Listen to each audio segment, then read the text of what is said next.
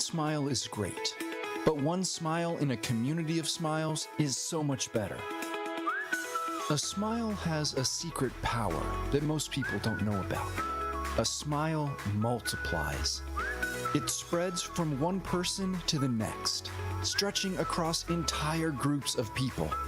Smile Train knows this and is proud to be creating a wave of smiles across the cleft lip and palate community in over 70 countries. Patients, doctors, advocates, fundraisers. Collectively, our smiles are a celebration of the transformed lives of over 1.5 million children. Learn how Smile Train is helping the cleft lip and palate community at smiletrain.org/learn. Smile Train, changing the world one smile at a time. You are listening to the home of Milwaukee's realest conversations. 1017 FM, 1510 AM WGKB Waukesha and W269DL Milwaukee, a locally owned Good Karma brand station. This is the Bloomberg Black Business Beat, brought to you by Lowe's. A lot of companies are pulling back on DEI programs, with even more quietly eliminating mentions of diversity in public filings, conference calls, on websites, and social media. And there's one anti-DEI activist who could be behind it all.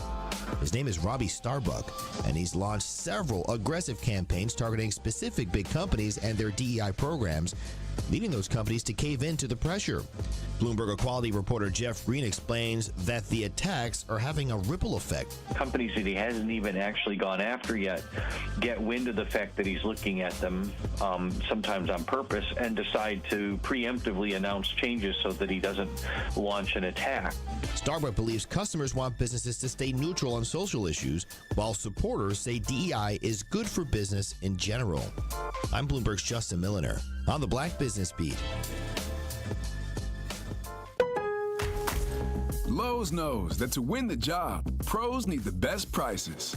That's why only at Lowe's, MVP's Pro Rewards members can get a volume discount on eligible orders as low as $1,500 at the Pro Desk. That means you get the prices you need to start any job, small or large. Because Lowe's knows pros. Valid in-store only. More terms and restrictions apply. Visit Lowe's.com/terms or Pro Desk for details. I'm Tiffany, founder of Harlem Pilates. When I couldn't find Pilates in my neighborhood, I started a studio from my studio apartment. Chase Inc. helped me grow from one Pilates studio to 3. Because when you start small, you're going to need some big help. With the Chase Inc. Business Cash Card, you can earn up to 5% cash back on business essentials, so your business can go from here to possible. Chase for business. Make more what's yours. Real business owner compensated for their participation. Cards issued by J.P. Morgan Chase Bank, N.A. member FDIC, subject to credit approval. Terms apply. The views and opinions expressed on this program do not necessarily reflect that of the staff and management of Good Karma Brands, but are the sole responsibility of the hosts and guests of this particular show.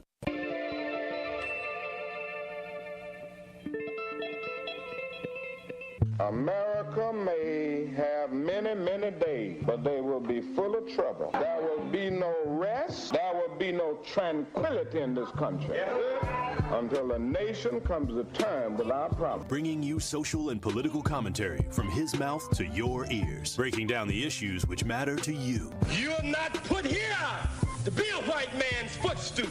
You're put here to represent the very best in God's word. Legendary civil rights icon, the Reverend Jesse Jackson, in the studio. Reverend Jackson, how are you? Mr. Sherwin, good morning on this chilly Milwaukee morning. And I am pleased to have one of the founding members of the Black Panther Party, Chairman Bobby Seale. Mr. Chairman, how are you this morning? Good morning. I'm doing just fine. Thank you. From Mr. Eric Holder. Mr. Holder, so good to see you. How are you? Well, I'm fine, man. How you been? It's been a long time. Haven't seen you for a while.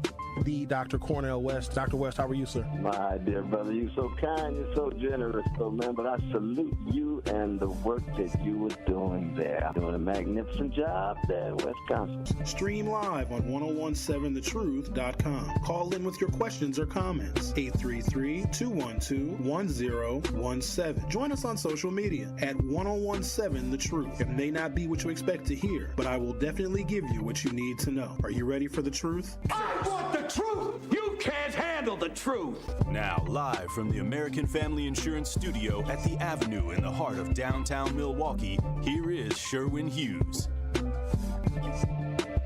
Good morning. Welcome to the program. Today is Monday, October 21st, 2024. We are 15 days away from the 2024 presidential election, and it is going to be a non-stop sprint between now and then. There's going to be a whirlwind of activity, a flurry of surrogate visits and candidate visits. I'm going to give you guys a rundown of who is going to be where over the next couple of days. I'd imagine some of you know by now, Kamala Harris is going to be back in Wisconsin, back in Waukesha County for an event in Brookfield, moderated by former talk show host Charlie Sykes. Kamala Harris will be joined by former Congresswoman and daughter of Dick Cheney, Liz Cheney, for a roundtable discussion this evening. I will be at that event. I will be there in my personal capacity. I will not be there in my role as a media commentator. So that's this evening. On Friday, I had the absolute privilege and pleasure to speak to the minority leader in the House of Representatives. His name is Hakeem Jeffries. The Democrats are 4 seats away from having the majority in the House of Representatives, making Hakeem Jeffries the first African-American Speaker of the House. And with that majority that the Democrats have, a lot of the things that Kamala Harris has been discussing on the campaign trail can potentially come to fruition. Now, the Senate, that's another story. We'll talk about the Senate in a little while. Some of you may have seen that Senate debate on Friday night. I got thoughts on that one. But in the event that the Democrats get the House of Representatives, they win those 4 seats, this could mean an entirely different political landscape for the positive, for the affirmative, in the event that Kamala Harris is successful. And even in the event that she is not, it is a fail-safe against some of Donald Trump's worst instincts. Here is what I fear, though, and this is what I want you guys to be prepared for. Now, I'm going to do my level best to try and prepare people that listen to this program for every possible scenario that could take place and transpire between, I'm going to call them the sour times. So between November 6th, so the day after the election, and January 6th, when the election must be certified by Congress. There's going to be turmoil. There's going to be trouble. There's going to be trickery. Anything can potentially happen. But here's what I fear. If Kamala Harris wins and Mike Johnson and the Republicans and the MAGA sect of the Republican Party have the majority, they're going to begin their impeachments of Kamala Harris immediately over nothing.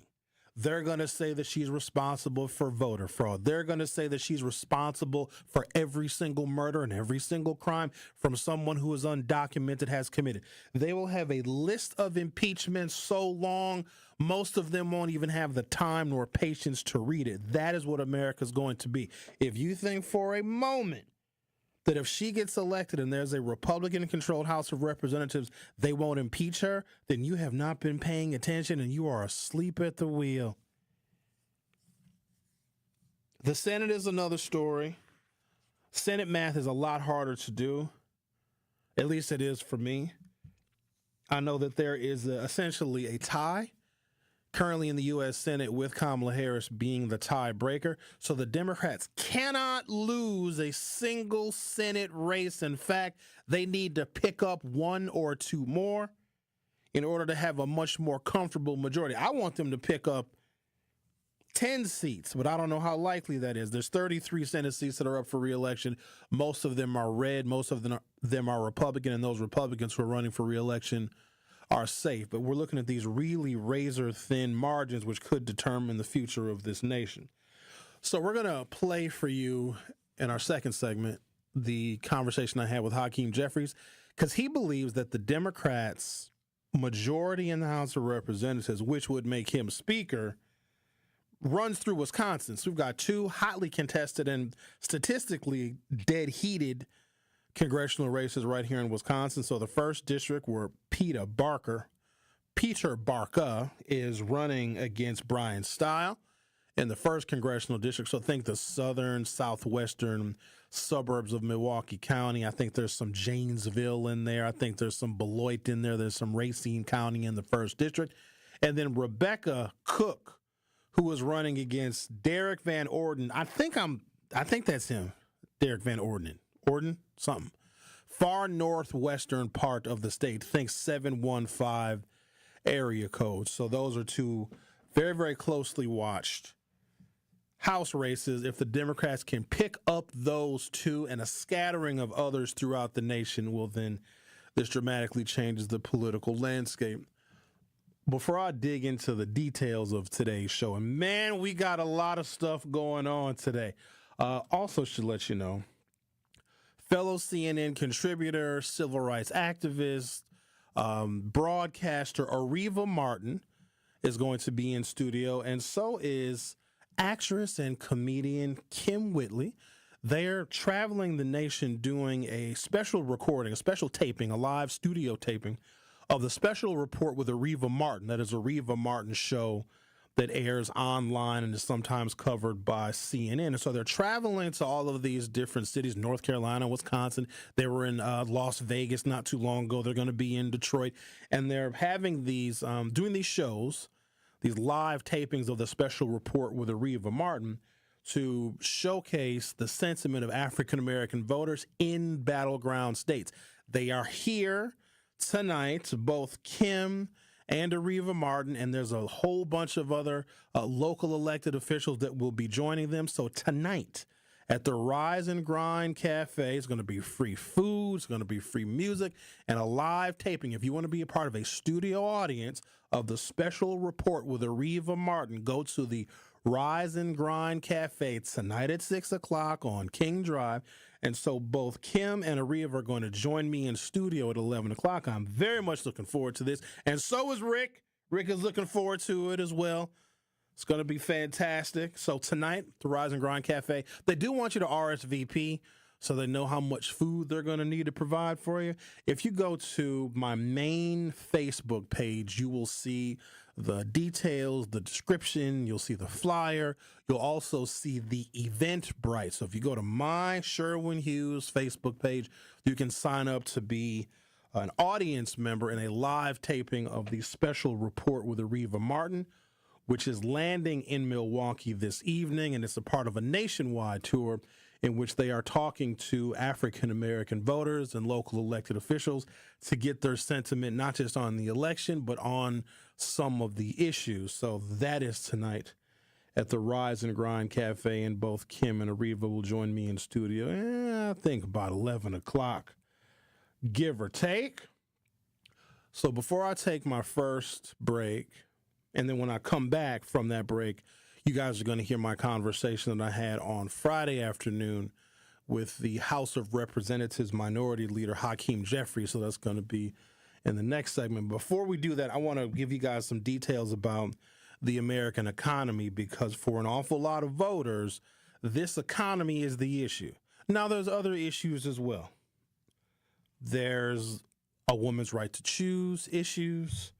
There's issues pertaining to the environment, just the overall political climate. There's some folks that want Trump back, some people that do not want Trump back. There's a history-making endeavor that is going on right now in this country. Could we get the first woman? Could we get the first black woman president? Do you guys want Donald Trump to go back to the White House? Apparently he worked at McDonald's yesterday.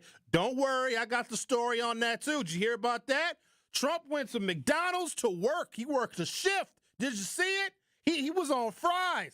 You know what he was really doing? He was practicing for his next job working in the prison kitchen, but they did it as a campaign stunt is what they did. So don't worry, we're going to talk about that too. But let me give you some details of this economy that so many people feel is bad. It's headed for a recession. They think the economy is failing. Let me just give you some nuts and bolts details about the American economy. All right. Since 2020, the U.S. economy has grown at least 10%, outpacing the 7 largest economies in the world. The poorest state in America, the poorest, income-wise, is Mississippi, okay? This is to give you like an overall sense of how well the American economy is doing compared to other countries. Because a lot of folks think, oh, no, it's just the fat cats and the rich people and the billionaires that are doing well. Let me give you a little comparison here. So our poorest state, which is Mississippi, has a higher standard of living than the countries of Canada, Great Britain, and Germany. That is our poorest state. Has a higher income and standard of living than Canadians, the British people, and the Germans. Okay? American companies, there are thousands of them. But the 7 biggest American tech firms, which are our largest companies, okay? Just those 7 American companies of the thousands of companies that are in this country have more value than the entire stock markets in just about every other country in the world. I need you to understand that for a second. Our economy is so big that it's almost indescribable. But for individual American people, if we're not rich, if we're having a couple of struggles, we think the economy is bad. Our 7 biggest companies have more value than the entire added up value of just about every other stock market in the entire world. We have not had this kind of economic growth in America since World War II. So the economy, the fundamentals are strong. How that plays out in your particular town, see, this is where politics and getting involved and paying attention makes sense, because a lot of this stuff is local. If your local governments are not investing in schools and investing, in the social climate of the cities and the counties in which you live in, that could be what you are actually feeling. But as far as American stock market fundamentals, other than mortgage rates being high, which I know is a pain for some, but let's be clear, mortgage rates are high because the economy is good. When the economy is bad, that's when they lower mortgage rates because they have to spur people buying houses. So don't expect the mortgage rates to come down and the economy is good. It's usually going to be an inverse relationship. Okay, guys, let's table that. I'm going to take a break. When I come back, you will hear my conversation that I had with Democratic Minority Leader in the House of Representatives, the Honorable Hakeem Jeffries. We're going to play that on the other side. You are listening to The Truth with Sherwin Hughes on 101.7 FM. Don't go anywhere. I'll be right back. The Truth with Sherwin Hughes returns after this on 101.7 The Truth, The Truth app, and 1017thetruth.com. What's good, y'all? This is 101.7 The Truth's Telly Hughes, and I am Milwaukee.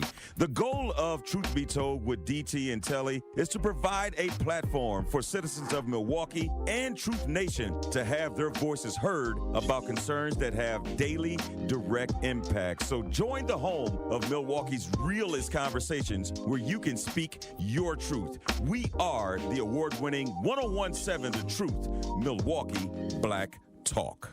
Hardworking family businesses, ambitious entrepreneurs, relationship builders, and job creators. Businesses like yours are the heart of Wisconsin, and Wisconsin Economic Development Corporation lives to help you realize your vision. Join them for Marketplace Wisconsin, the Governor's Conference on Diverse Business Development. It will be held on December 11th and 12th at the Baird Center in Milwaukee and virtually on the 10th. Presented by WEDC, Marketplace Wisconsin is a place for minority, women, LGBTQ+, veteran-owned and small businesses to network, explore government contracting, and grow. You keep our state moving with construction, janitorial services, logistics, transportation, technology, medical services, and more. And Wisconsin Economic Development Corporation wants to help propel your success too. Let's look forward together. Register for Marketplace Wisconsin today at marketplacewisconsin.com. That's marketplacewisconsin.com. Associated Bank knows your small business isn't just a venture. It's your dream and a vital part of the community. And we're not just a bank. We're your neighbors. We're looking out for you. That's why Associated Bank offers quick online applications and approvals with funding in as fast as one business day, checking with no minimum balances or maintenance fees, and prompt customer service. Explore our products at associatedbank.com/business or visit a branch for more details. Subject to credit approval. Member FDIC, Equal Housing Lender. Life's better with American Family Insurance.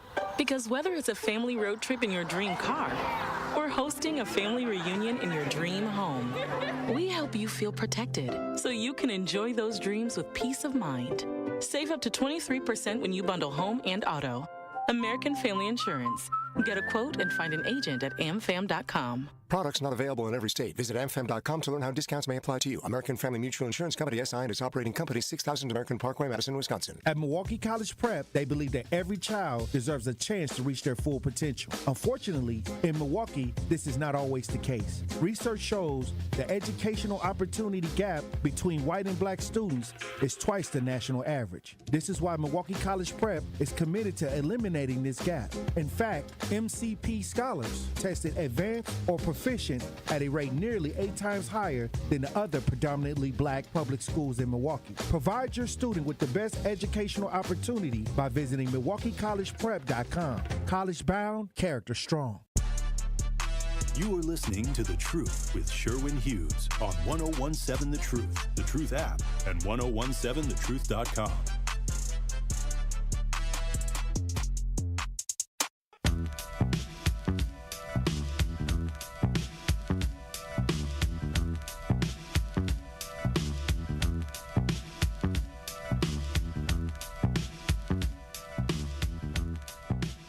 Hey, good afternoon, Sherwin. It's Hakeem Jeffries. Mr. Minority Leader, how are you, sir?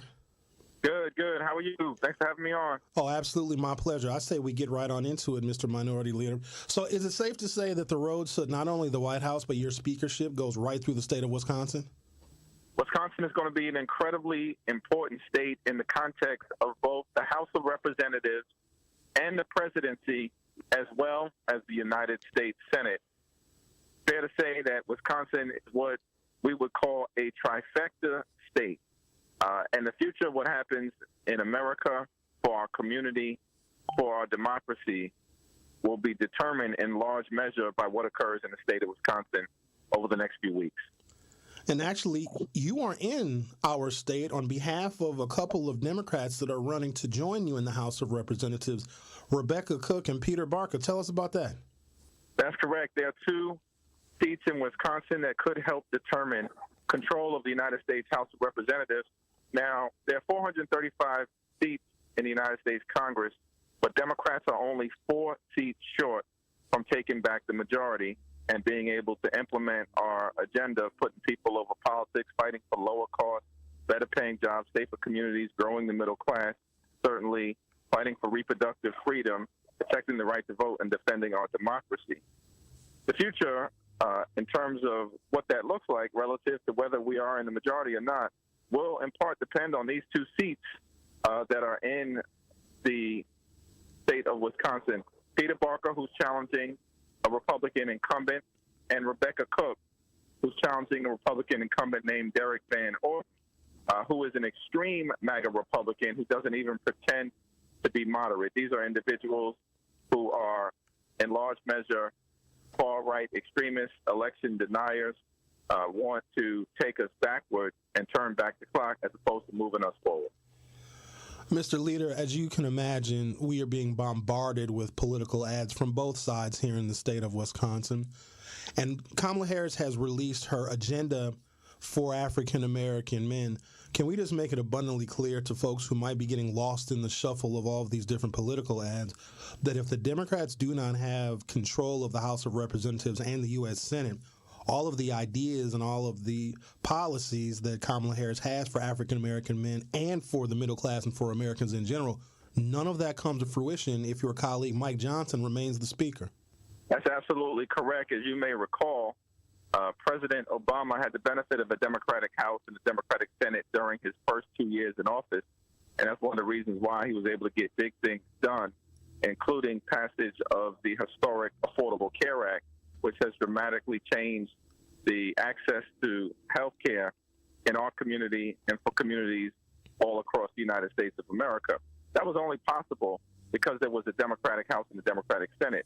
Once the Republicans took back control of the House in 2010 and then subsequently in the Senate, all forward-looking positive legislation largely was ground to a halt because, as the Republicans themselves often publicly indicated, they had no interest in advancing the agenda of President Barack Obama, which was an agenda that he was trying to advance on behalf of our community and certainly other communities across the country.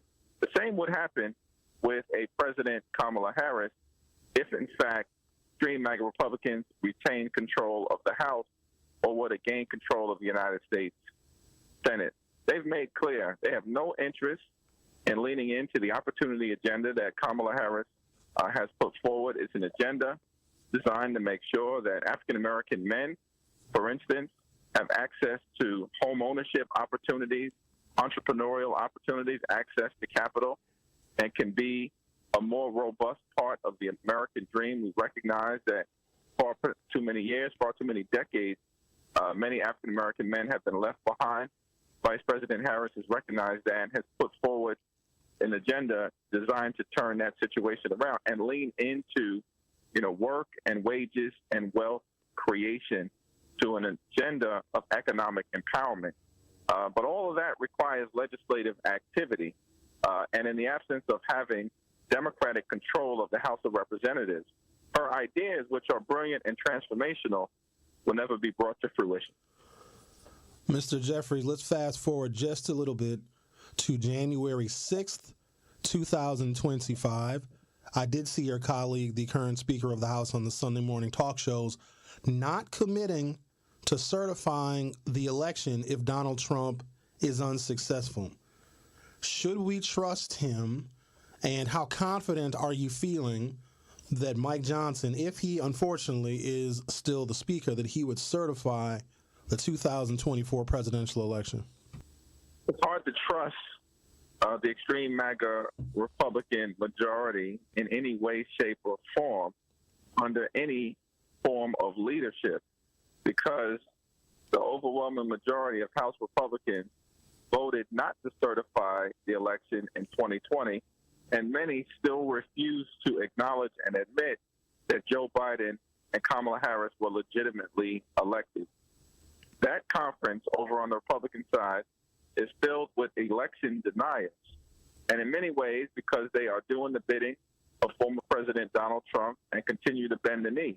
Donald Trump still believes that he won the election in 2020, and so does his vice presidential nominee, J.D. Vance, who's a complete and total disgrace. And so we can not have any degree of confidence that the results of the voters in Wisconsin or in Pennsylvania, in Michigan, in Georgia, North Carolina, or the other states across the union would actually be certified if the election doesn't go the way that the extreme MAGA Republicans want it to go, which is to turn back the clock and put the presidency back in the hands of Donald Trump. That's a very dangerous thing. Democracy is not just an esoteric term. It is about the ability of people from our community and every community across the country to be able to determine their own fate, determine your own destiny, determine the future of your family, your children, and your grandchildren by selecting those individuals who will serve consistent with your values in office. That's the foundation of government, of the people, by the people, and for the people, and it means making sure that people have an opportunity to vote and then have those votes counted as it relates to who serves you in office. And so that's another concern. Unless we take back control of the House of Representatives on November 5th, unless we elect Peter Barker in Wisconsin 1, unless we elect Rebecca Cook in Wisconsin 3rd Congressional District and pick up the other seats that we need across the country, we cannot guarantee that even if Kamala Harris wins, or should I say when she wins on November 5th, that the results of that election would actually be certified on January 6th if Republicans are still in control of the House of Representatives based on their own words and their own actions. I'm speaking with the minority leader of the U.S. House of Representatives, Hakeem Jeffries. Let me let folks know that early in-person voting in Wisconsin starts October 22nd. Ladies and gentlemen, the election is literally upon us right now, so if you have the opportunity to go and vote early, certainly do that, and then reserve your time on Election Day to go and take somebody else to vote with you.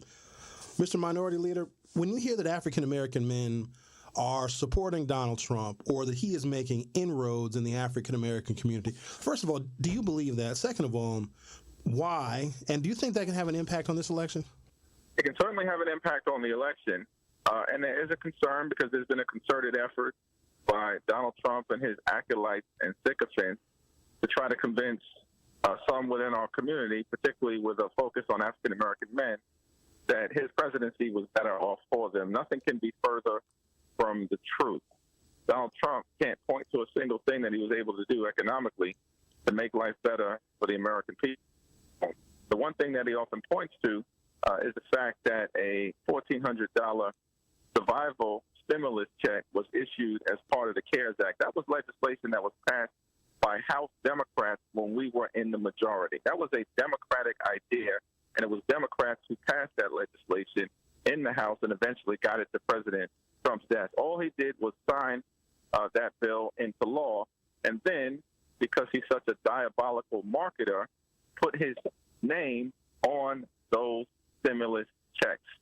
Now, Joe Biden actually provided the same stimulus check in the aftermath of the passage of the American Rescue Plan in March of 2021. The difference is Joe Biden had the decency not to necessarily sign his name on the check. And so as a result, there are people who are drawing the conclusion that Donald Trump somehow put money in their pocket and Joe Biden didn't. Beyond that, what we've seen under the Biden-Harris administration in terms of their record is historic investment in terms of historically black colleges and universities. Billions of dollars have been poured into these incredibly important institutions to make sure that people have a first-rate education. We see black home ownership is on the rise. Black unemployment is at historically low level. Entrepreneurial opportunities are increasing, and Vice President Harris, with her opportunity agenda, has indicated that she wants to lean more into that, recognizing that a lot of people from our community don't have the traditional access to capital to start up small businesses, and she wants to change that. And so I think there has certainly been an effort amongst the former president and his supporters to try to convince, a modest number of African-American men that they would be better off under a Donald Trump presidency. I think the facts say exactly otherwise. At the same time, it is important for all of us to acknowledge that we need to be prepared to address the specific needs of African-American men in and around inner-city communities in Milwaukee and Philadelphia, at home in Brooklyn, in Los Angeles and Chicago, of course, in Detroit and all across the land, with specificity and particularity. And I think that's why Vice President Harris's agenda has been so embraced by people who learn about it. My message to African-American men is that we hear you, we see you, and we're going to work hard to make a difference for you. Hakeem Jeffries, the future Speaker of the House of Representatives, also a history-making endeavor, as you would be the first African-American Speaker. Thank you for being in Wisconsin. Thank you for helping Rebecca Cook and Peter Barca. And I assure you that your visit here to Wisconsin is going to pay dividends, and we look forward to making history with you together. Well, Sherwin, thank you so much, and an honor to be on The Truth, and all the best to you and your listeners. Thank you, sir. All the best. You're listening to The Truth with Sherwin Hughes on 101.7 FM. Don't go anywhere. I'll be right back. The Truth with Sherwin Hughes returns after this on 101.7 The Truth, The Truth app, and 1017thetruth.com. This is your Planned Parenthood Advocates of Wisconsin Minute. Reproductive justice, it's a framework, it's a movement, it's a vision for reproductive freedom, it's a right to have a child, it's a right to not have children, and this next part is really as important as the other parts. It's the right to birth and parent our children with dignity, and the right to live and parent our children in safe and healthy environments. So reproductive justice understands the ability of any person to control their destiny is directly related to the conditions of their communities. It looks at the intersections of discrimination in social, political, and economic systems, and it sheds lights on the barriers that these systems produce. And then we, reproductive justice advocates, fight against the barriers that prevent Black people and other people of color from exercising their rights. That's reproductive justice. This has been your Planned Parenthood Advocates of Wisconsin Minute. Are record energy costs putting a squeeze on your fixed or limited incomes? With limited incomes not keeping up with the lingering effects of inflation, you might be one of tens of thousands of Wisconsin residents who are struggling to survive in the blistering heat of summer or the bitter cold of winter. While you haven't asked for it, the Keep Wisconsin Warm Cool Fund and your local energy assistance providers are here to help. No Wisconsin resident should ever have to face the challenge of living without heat or power or face homelessness. For a hand up, apply today and call 1-800-506-5596. That's 800-506-5596. Or visit www.kwwf.org. It's 1017 The Truth. This is Dr. Ken Harris for Pella Windows and Doors of Wisconsin. Get the look you want for your home with customizable windows and doors from Pella. The durability of materials gets tested. They open and close doors, latches, and shades tens of thousands of times. That's to ensure they last for years to come. Pella offers custom colors and innovative features like shades between the glass. Right now, get 0% interest up to 36 months. Certain restrictions apply. Ends October 31st. Get started today at PellaWI.com. Craving something mouthwatering? Head to Munchies, Milwaukee's finest quick-service eatery. You'll love their gourmet egg rolls, wings, loaded fries, and fried fish. And don't miss their signature pasta dishes and soul food options. Plus, ask about their upcoming pound cake line. They're open Wednesday to Saturday, 12 to 6 p.m. Visit Munchies on site. Call in your order or get delivery. Follow Munchies on Facebook and Instagram at Munchies Detroit Style. Check out their website at munchiesdetroitstyle.com. Munchies, where your cravings meet satisfaction. You are listening to The Truth with Sherwin Hughes on 1017 The Truth, The Truth app, and 1017thetruth.com.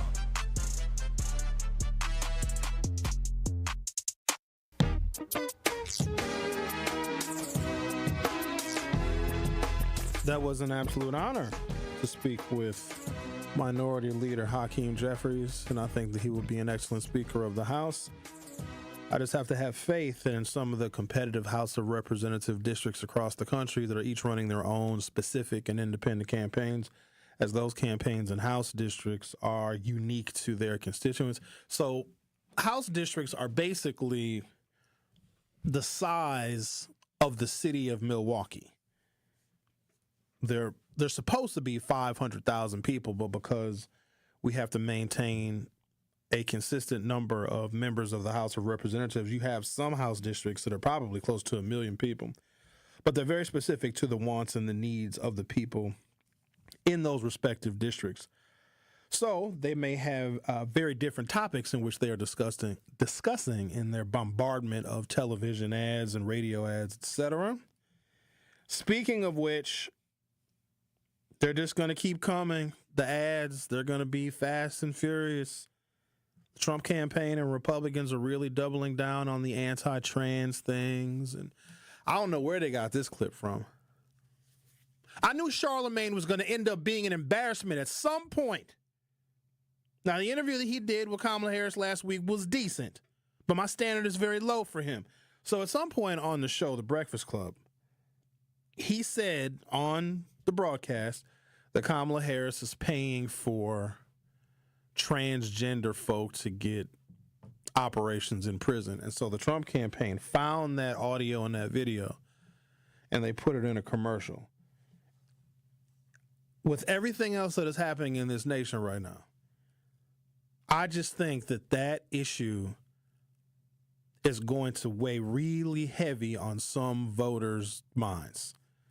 Paying for someone's transition. And then there's other stuff that they're lying about. They even said it during the U.S. Senate debate on Friday. That Tammy Baldwin, like, how do people not see through this? Tammy Baldwin, this is what Eric Hovde said, who is the construction worker for the Village People. Do you ever wonder why Donald Trump always plays YMCA? Have you noticed that? And then when he did his weird that when he played 39 minutes worth of music. Did y'all hear about that? Of course you did. It's all over the place. Where he just stopped the campaign rally and played a mixture of his favorite songs. Really weird stuff. And he was dancing awkwardly, and everybody on stage was uncomfortable, and there's people are looking around, and they felt trapped on stage because it would have been rude for them to walk off the stage, and he's just bopping around and doing this thing where Donald Trump's dance. Have you seen Donald Trump dance? Like he's either milking a cow or masturbating 2 men at the same time. He does this really weird dance, and it was just weird. If Joe Biden was on stage for 40 minutes playing a selection of his weird songs and dancing, we would tell Joe to drop out of the race. Just can't even put words to it. But I think that, I don't know, Trump supporters hate transgender stuff. But you know who else hates it? Black men. Now, I don't believe the African-American men are going to vote for Donald Trump in a higher number than the already baked-in black male Republicans that we have. Let's be clear, y'all. 12 to 14% of black men that vote, if they vote, are Republicans. And they will be in every election. That's just, it happens. It exists. But I don't know if it's enough to really impact an election because Kamala Harris is bringing new people into the coalition. So there's going to be a cohort of African-American men that are going to vote for Donald Trump, or any Republican for that matter, in every single election because, you know, it is what it is.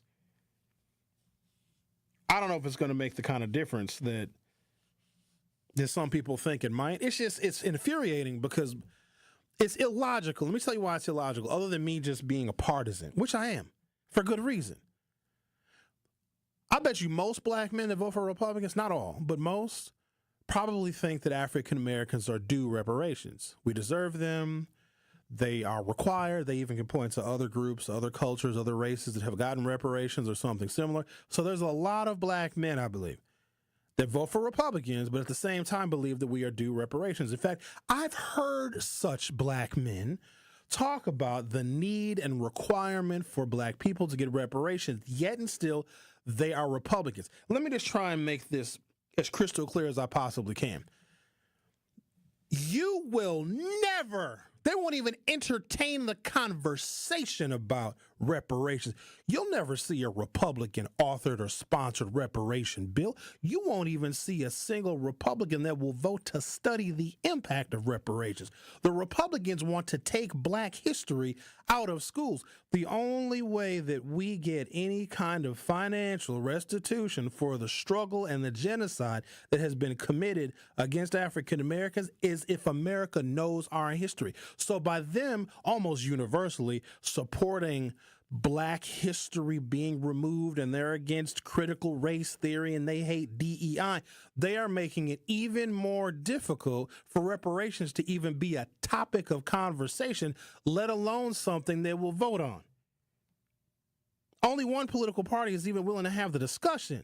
I had Barbara Lee on last week, and she's a proponent of reparations. There's not a single Republican that would do that. So here's what I don't get. If there's one political party that is willing to have the conversation and discussion, even the attempts at implementing small bits and pieces of reparations on local and on state levels, why would you give your political support to a party that doesn't want it to exist? That's like me going to a Klan rally and like paying dues to the Klan, and because I'm black and paying dues to the Klan, they're going to help me with black voter engagement. So black people that vote for Republicans and support Donald Trump are insane if they think that they can weaken the Democratic Party's electoral position, because when black people vote for Republicans, you essentially are weakening the electoral strength of the Democrats, and you're giving electoral strength to a political party that doesn't even want our history taught. That's insane to me. And so I tried to apply some logic to this, and I don't know why I'm trying to apply logic to it. And maybe it's because a lot of you guys ask me, Sherwin, how come they're voting for him, and how come they support him? I think I may have found the answer. I think so. So I'm going to take a break. I'm going to come back, and I want to discuss why I think some people, black men, black women, black whoever, are supporting Trump, but then also want reparations. Because I don't know if they quite understand in order for reparations to be something that's authorized by Congress, Congress would spend the money and only Congress can spend the money. You cannot give support to the political party that does not even want our history taught. So you can't vote for them and then expect the Democrats to have enough political and electoral strength to overcome the Republicans to give you reparations. Also, here's what it should basically boil down to. I think people should register in the state of Wisconsin for political parties. I think you should register. If you want to vote in an election, you should actually have to register with a political party, because the African Americans that vote for Republicans, you forfeit your reparations. You don't get them. You got to give them to me and Rick. Me and Rick will spend your reparations real good. I won't even know. I don't know what I would do with it. I'd buy something I don't need with black Republican reparations money. Rick, I resent that. Rick just called me a very comical racial slur in my ear. I hope that didn't go out over the air. I got to take a break. Take a break, come back, talk to Melody and whoever else is calling. 833-212-1017, 833-212-1017. Ariva Martin, who is a philanthropist, a lawyer, a fellow CNN contributor, she is in town filming a episode of The Special Report with Ariva Martin, and she's going to be joined by famed actress and comedian Kim Whitley. I'm looking forward to it. I hope they come at the same time, because it's difficult when they come at different times. So I'm looking forward to speaking with them at 11 o'clock right now. I'm going to take a little pause. You're listening to The Truth with Sherwin Hughes on 101.7 FM. I'll be right back. Don't touch that dial. The Truth with Sherwin Hughes will be right back on 101.7 The Truth, The Truth app, and 1017thetruth.com. Tap into Milwaukee's most entertaining morning show. Telly was getting frustrated because he couldn't connect to Wi-Fi, and he was like, Tony said, "Oh, crud." Oh. I was like, wow. Crud? Oh, crud. Crud knuckles. Tony get all of my words on the golf course because I don't curse, and if I do something wrong, my go-to word is fudge. Listen to Truth Be Told with DT and Telly weekdays from 7 a.m. to 9 a.m. on the award-winning 1017 The Truth. What distinguishes Old National Bank from other lenders in helping people buy their first home and furthering their small businesses? One thing that really makes us stand out is our grants. We have two really big grants right now specifically for first-time home buyers buying in Milwaukee County. The first one is for $15,000. They have to be buying within Milwaukee County and reach certain income limits. And then the second one is for $20,000, and that is through the Federal Home Loan Bank of Indiana. We're headquartered in Indiana, as you know, Denise. So that is a second grant, and that is really the highest, most robust grant program throughout the entire southeastern Wisconsin area. So it's up to $35,000 essentially that a person could be receiving for their first home. If you are in a position that you're looking to buy your first home throughout Milwaukee County, please give me a call. Please contact me. I'm more than happy to help everybody that I can. And what's your number, Anna? Sure. How can they reach you? 414-978-0283.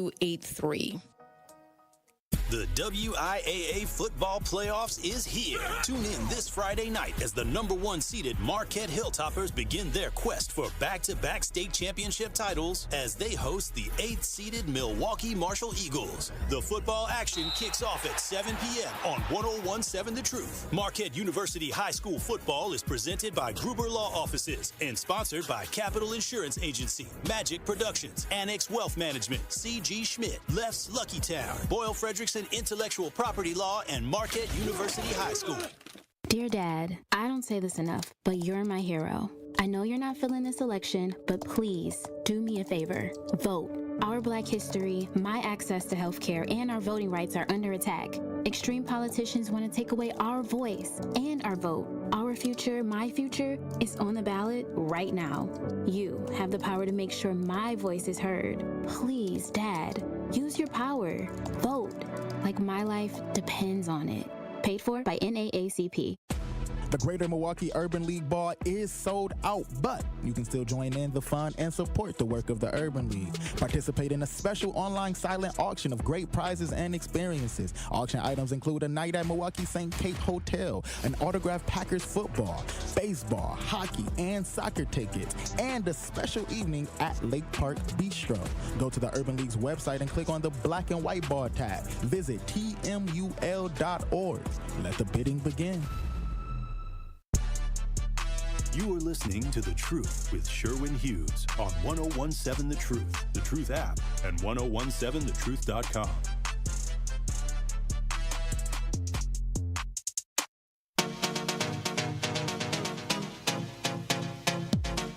If I wanted to win a war, I would want not just my enemy, but the armies of my enemy and the citizenry of my enemy to consume my propaganda.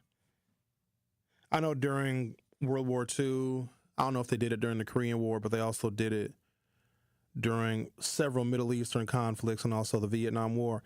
They would drop leaflets. They would drop propaganda, right? So the United States, when we were in the Vietnam War, which was a war we lost. I mean, I love our servicemen and servicewomen, but they shouldn't have been in that war in the first place because it was a zero-sum game. They would fly planes overhead and they would drop leaflets, and the leaflets would be in the native language of Vietnamese, telling the Vietnamese people how horrible their country is communist, their country does not allow them to be free, their country does not allow them to realize their full potential, their country does not allow them to practice religion, so they would spread propaganda. Propaganda is a tool of war, okay? If I can get my enemy to consume my propaganda, I'm going to win the war. I would argue right now, MAGA Republicans are the enemy of black people, black women, black children, black maternal health, black futures, black education. They are the enemy. So if they can get us, black people, to consume their anti-black propaganda, they're going to win the war. You never win the war with consumption of your enemy's propaganda. You win a war by producing your own propaganda for your people. It's called patriotism. It's called pride. It's called self-love. Does that make sense to y'all? When you consume your enemy's propaganda, which is a tool of war, they've done it in other wars. If you consume your enemy's propaganda, you're already defeated. You can only win a war with production. We as black people aren't producing. We are consuming, and we're consuming the wrong things. Why do you think we won World War II? And it wasn't the nuclear bombs. World War II was already won. They just wanted to kill a bunch of Japanese people. I'm not even lying to you. That war was won. Because really, if they really wanted to win the war, they'd have dropped the nuclear bombs in Germany, where the Nazis are. But they just wanted to kill a bunch of Japanese people. That literally was a war or an atrocity, a genocide of people of color, because they could have killed the Germans, but they didn't want to do that because even though the Germans were Nazis, they're still white. They didn't want to kill them. Isn't that crazy? The war was won already when we dropped those bombs. We won the war with production. We took every American factory, every industry, every assembly line, and we turned it into a bomb-making, bullet-producing, gun-producing, airplane-producing, tank factory. Every single bit of industry in America was commandeered for the war. Remember, the American homeland was intact during World War II. So all of the industry, all of the factories, all of the assembly lines, all of the plants that we had here were turned into producing for the war. Europe couldn't do that because if Europe had a production city or a production facility, those were the first things that we bombed. America could over and outproduce the countries that we were at war with. That's why we won. Ladies and gentlemen, war is production. War is not consumption. And if we are consuming MAGA propaganda, then they already have us defeated. Let's talk to Melody. You're on 1017 The Truth. How you doing, Sherwin? Good. I just want to clarify and bring to the attention to the people in regards to that transgender affirming care. That was actually too under Trump's administration. So he has a lot of issues of projecting. Is his confessions. and I just want to state, I'm originally a New Yorker. So for me, this election is not about policy at all. This election is about democracy against tyranny. And I want to reiterate the meaning of democracy means we, the people, collectively being informed and involved and engaged in our governments. So we believe that we have the power, we can make the changes that needs to be made. But right now, people need to understand that this is a new modern-day warfare in this election. This is not about policy. Kitchen table issues that we care about are irrelevant if this, I will refer to a treasonous traitor, convicted criminal rapist, okay, white extremist, supremacist, domestic terrorist in Trump and all his acolytes. We see who's behind him. Kim Jong-un, Putin, we have Elon Musk, a South African immigrant, paying $1 million a day, which I would consider to be illegal, campaign finance, criminal activities, possibly, and interfering in our elections. So let us prove these white extremist idiots wrong, my people of color, and let's vote all Republicans out. And I'm not speaking as a Democrat, because at this point it has nothing to do with party. It's about how we want to go forward. Do we want to go forward knowing that we can still be able to speak truth to power and use our own critical thinking? Or are we going to allow a would-be dictator who, honestly, I believe suffers with dementia/Alzheimer's, because I take care of my uncle who deals with that, and I can honestly say his rambling is just too evident. So why is he hiding his medical records? We should ask. And I find it very disrespectful for any elected official who wants to hold power to not debate. Debating is for the people to understand what we plan to vote for. So going forward, we need to understand, we the people need to take our power back and definitely understand that these cracker shits don't give nothing, do not give a care about anybody but themselves. Melody, that was Thank fantastic. You, and I love listening to folks from New York give their perspectives on the race, because you're not a battleground state at all. Melody, do you know what congressional district you live in? Who is your member of Congress that represents you? Glenmore and Tammy Baldwin. Okay. I'm 11. Right. Mm-hmm. Thank you for your call. Thank you. All right, bye-bye. Oh, she lives here. I thought she actually lives. She's from New York. That's what it is. I can hear the accent. All right, Miss Rose, I'm not going to be able to get to you because I have to take a break. So, Miss Rose, you're going to hang on. When we come back for hour 2, we're going to talk to Miss Rose.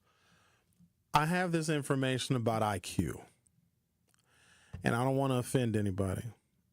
But when we have conversations with certain people that cannot grasp these political concepts, it could be because their IQ is low. We'll discuss that in hour 2. The Truth with Sherwin Hughes will be right back. The Truth with Sherwin Hughes returns after this on 1017 The Truth app, and 1017thetruth.com. Truth Nation, the election is less than 3 weeks away, and we are excited for our final The Truth on Politics on Tuesday, October 29th from 6 p.m. to 8 p.m. This show will break down the 2024 election and discuss whether VP Kamala Harris or former President Donald Trump is the best candidate for our community. Do not miss the last The Truth on Politics on Tuesday, October 29th from 6 p.m. to 8 p.m. with Dr. Ken Harris, Sherwin Hughes, Tori Lowe, and Jason Fields on the award-winning 1017 The Truth and streaming live on YouTube. The pulse of the Milwaukee Bucks, straight from a Bucks legend. Can't get it off. Marcus Johnson will, though. Can't leave him alone for a 12. Tap into Here District with Marcus Johnson on Bucks Plus. Marcus and his son Chris offer a weekly beat on Bucks basketball. Get your questions answered and hear from the biggest names in basketball. Find Here District with Marcus Johnson at bucks.com/plus on the Bucks app or wherever you get your podcasts. You said you'd never buy your kid candy from the checkout aisle. Or forget extra diapers. never give in to a meltdown. You'd never lick your thumb to clean their face, never let them have too much screen time, and never bribe them for just one more bite. You say you'd never let them out in public without their hair brushed, never ever become a minivan mom, and you'd never give them your phone for a quiet dinner. Calling boss work phone. So when you say you'd never leave your child in a hot car, no, it can happen. Cars get hot fast, and kids can be at risk in temperatures as low as 60 degrees Fahrenheit. Never happens. Before you leave the car, always stop, look, lock. Brought to you by NHTSA and the Ad Council. The impact of a meal goes well beyond feeding our bodies, because when people don't have to worry about where their next meal is coming from, they can truly thrive, like Marta. And now we'll hear from our class valedictorian, who with our hard work never ceases to amaze us. Please welcome Marta Moreno.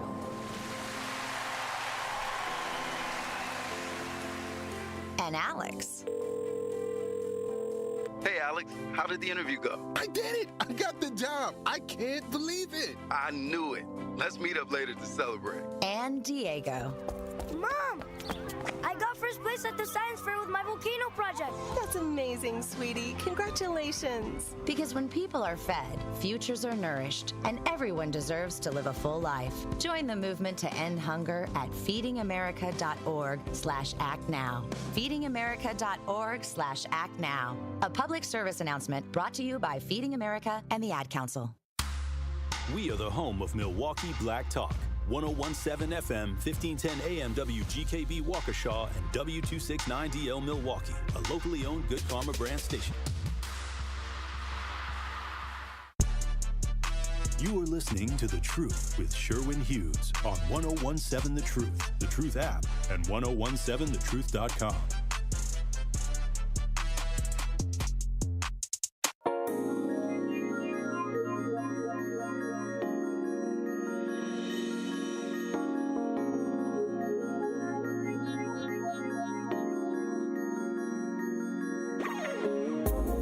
Welcome to Hour 2 of The Truth with Sherwin Hughes.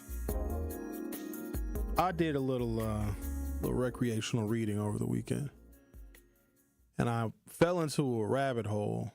And then whenever I have something I find that I've never been exposed to, I want to see, well, has anyone done any videos, any documentaries on this particular topic? And the topic was the intelligence quotient, which is a numeric value assigned to someone's IQ. Now, I also know that the intelligence quotient does not all the time adequately express someone's intelligence. It's a really good measure. And so I came across this information and I had to wrestle with it. And then once I wrestled with it, I had to figure out, well, how do I conceptualize it? So 100 is basically average, the average IQ. You're not stellar. You can get by.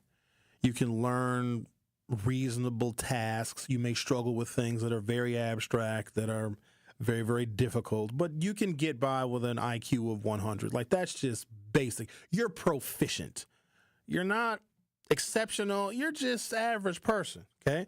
But once you start going IQ points below 100, then you start to see some cognitive disability. The example that I read that I had to just wrestle with was the IQ of a specific number, and that number is 83. If you have an IQ of 83 or below, the U.S. military won't take you. Now, they can sometimes make some exceptions, and then there's also some weird rule changes and some anti-discriminatory things. But what has been found is that people that have an IQ of 83 or below, no matter how many resources you pour into them, they will not be able to meaningfully contribute to society. Now, they'll be able to take care of themselves.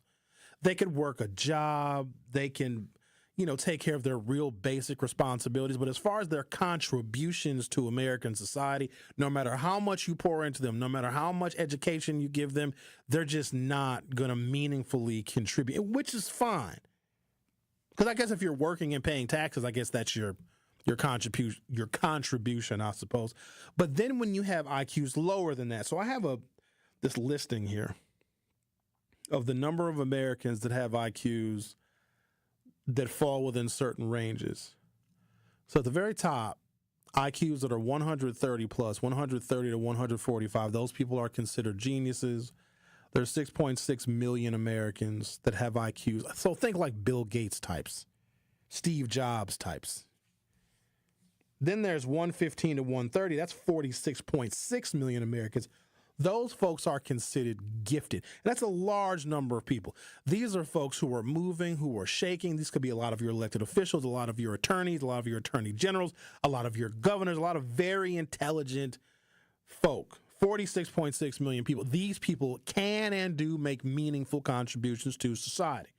And then you have the largest cohort of folk, which is IQs between 100 and 115. We're going to call them above average, so average and above. So average and 15% above average. That is 113 million people. Now we get to the below average folks. Between 85, so between 100, rather, which is average, and below going to 85, that's another 113 million people. Now remember, at 83, the military doesn't want you because they can't even use you. You can't even be a good infantryman or a good soldier per the U.S. military if you have an IQ of 83 or less. But doesn't that make sense? You don't want someone in the American military that doesn't have the mental acuity to be able to follow some orders that could be very complicated in a theater of war, you see. So the military can't even take those folks with an 83 or less. Americans with an IQ of 85 to 70, 46.6 million people. So this is in the range of people that the Army won't even take. And then you have people that are, like, these folks are cognitively challenged. These are folks with IQs of 70 and below, and there's 6.6 million of them. Here's the problem. Without me being politically incorrect and being offensive, the 160 million people with like 60 or 70 million people having an IQ so low they can't even join the service.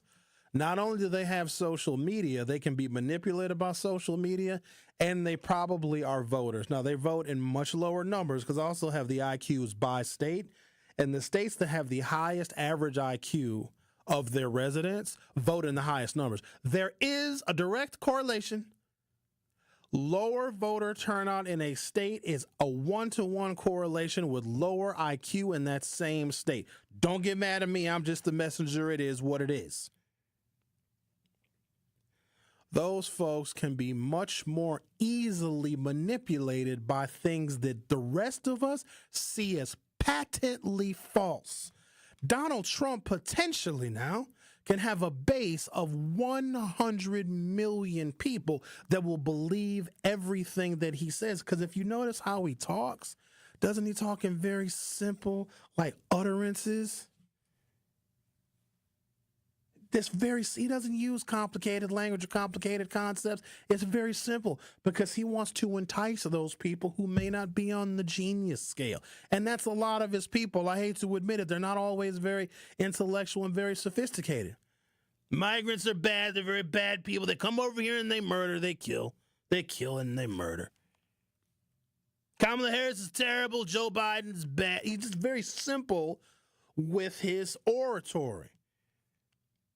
And because he is catering to those people, because they can be so easily and incredibly manipulated, and if he can manipulate them with his rallies and with his speeches, his campaign can, his ads can, his digital ads can further manipulate and target those people. The folks in this country don't realize that when Donald Trump did that staged couple of minutes that he worked at McDonald's over the weekend in Pennsylvania, he's actually making fun of people that need to work at McDonald's so they can pay their ever-increasing rent and their bills. Dude is supposedly a billionaire. You know how offensive that is to somebody that has to work at McDonald's because they can't find a job doing any damn thing else? and he just goes there for a stunt. You know how, let me give you an example. You know how mad I would be at Kamala Harris if she just went and was a factory worker for one shift? Not even a shift, a couple minutes. She was on the assembly line. Like, look at me. I'm a working class person. Look at me. I know how to push a button on the assembly line. We would be offended. Donald Trump has never made a French fry in his life. And the fact that people thought it was a good idea, that, wow, Trump is just like me. No, he's not. And he doesn't want to be like those people. But he's manipulating them to such a level that he thinks it would bring those people closer to him if he worked at McDonald's.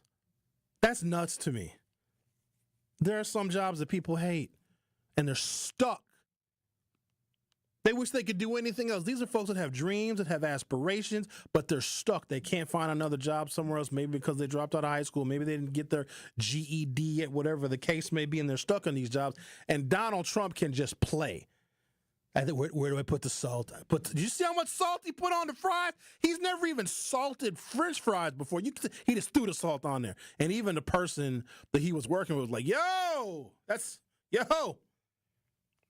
You know, they closed that McDonald's just so they could stage that him working at McDonald's. And even the people that came in the drive-thru, that was staged too.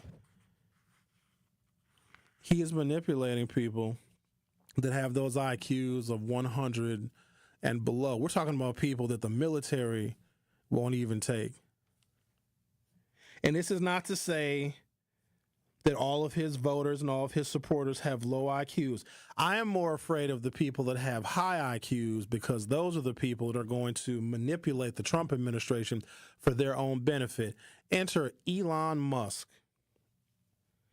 Elon Musk is playing Trump in a way that I almost admire. Problem is, Elon Musk is a hardcore, to his bones, racist.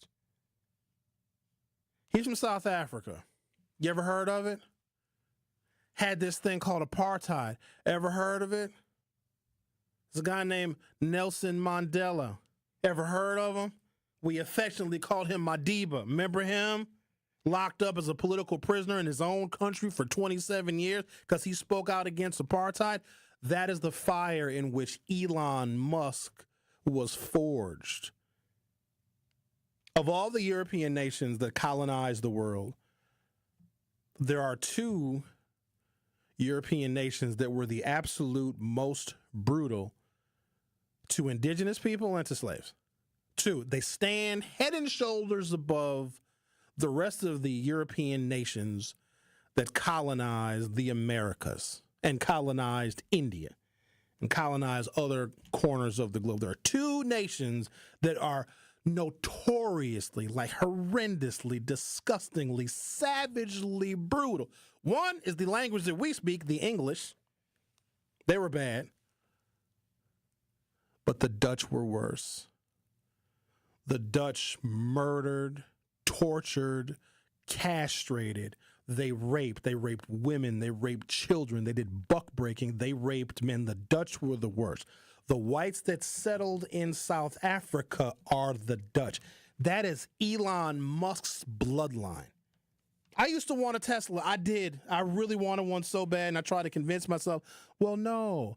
Well, there's black workers that work in Tesla factories, so if I bought a Tesla, I'm actually helping to support black workers. The black workers are suing Tesla because even where Elon Musk, he doesn't work at the Tesla plant. He's detached from that. He's over here building rockets. Black workers are suing for racial discrimination because the people that they work with at the Tesla plants are just as racist as him. He bought Twitter. He's losing money on Twitter, but what he's able to do is control the algorithms. You're only going to see certain propaganda. You're only going to see all of this pro-Trump stuff on Twitter because Elon Musk does not care that he's losing money with that platform. He wants the entire platform of Twitter, well, now it's called X, to be pro-Donald Trump propaganda. Do you know how many billions of dollars that Elon Musk will get in federal government contracts that you and I will pay for if Donald Trump gets elected? billions, an unlimited amount of money. Elon Musk will run NASA. He'll run the space program for the United States, and he will get the exclusive no-bid contract to do it. So it's worth it for Elon Musk to lose $40 billion on Twitter because he might get a federal government contract for several $100 billion. Let's talk to Miss Rose. You're on 101.7 The Truth. How are you? Oh, my beautiful, beautiful, verbal person. Can you hold your mouth away from the phone a little bit, Miss Rose? We cannot hear you. Oh, okay. I said, you're a beautiful, verbal person. You said everything that I thought about in relation to what I'm calling about. And that was dealing with, you remember that statement Trump made about, I think something to the extent, I love ignorant people type of statement. I love the poorly educated, he said. Yeah, and I said, you know what? One of the problems that we have is if people are not being compensated in another way, what you said justifies what I was thinking all along, that yes, there are people who are black that are like Trump's white followers, but they don't realize it. And that's exactly what you shared a few minutes ago, and I just hope everybody recognizes what's really happening, because this is one time it's very important that they pay attention to what they do in the election, because what they think, what blacks think they're going to get from Trump, some might get little compensation, but they're in that mentality where they don't understand, and therefore keep on keeping on. I'm so proud of your thought process. Oh, it's beautiful. Now, if we can get it through the thick skulls of the people in our society. Thank you. Thank you. Thank you. Thank you. Have a blessed day. Rose, all right. I appreciate your call there. That was nice of her. Let's talk to Marlon. You're on 101.7 The Truth. How are you? Good. How you doing? I'm well. Thank you. What's on your mind? Good.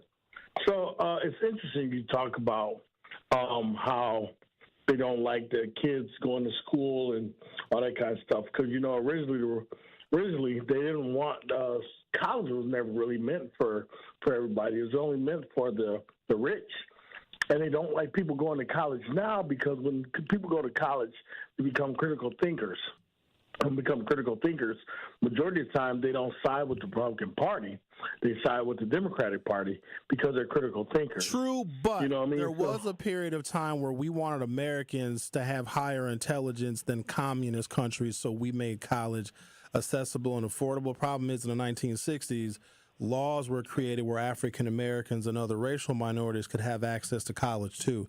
That is when Ronald Reagan said, okay, we're just going to make it much more expensive now that the blacks and the browns can go. But we used to want our education, our people to be educated so we could be competitive. It was Reagan that did not want what he called an educated proletariat, because then they would not be Republicans. That is why college became expensive. So you're right and kind of not right. But we wanted everybody to go to college until black people started going to college. Now we're just making it impossibly expensive. Yeah, exactly. Excuse me. I don't know. I got something in my throat. Excuse me. But that's very true.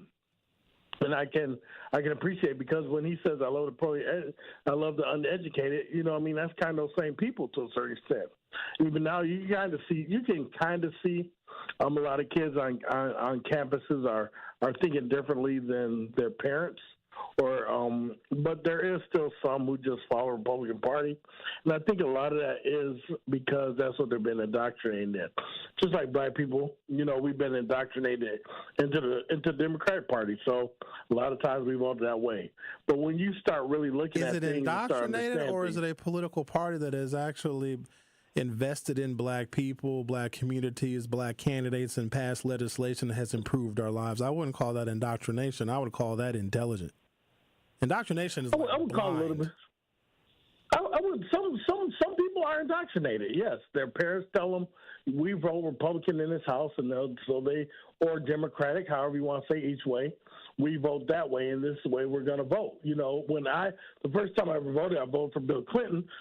That's what my grandmother told me. My grandma said most black people vote for Democrats, so we vote for the Democrats in the South.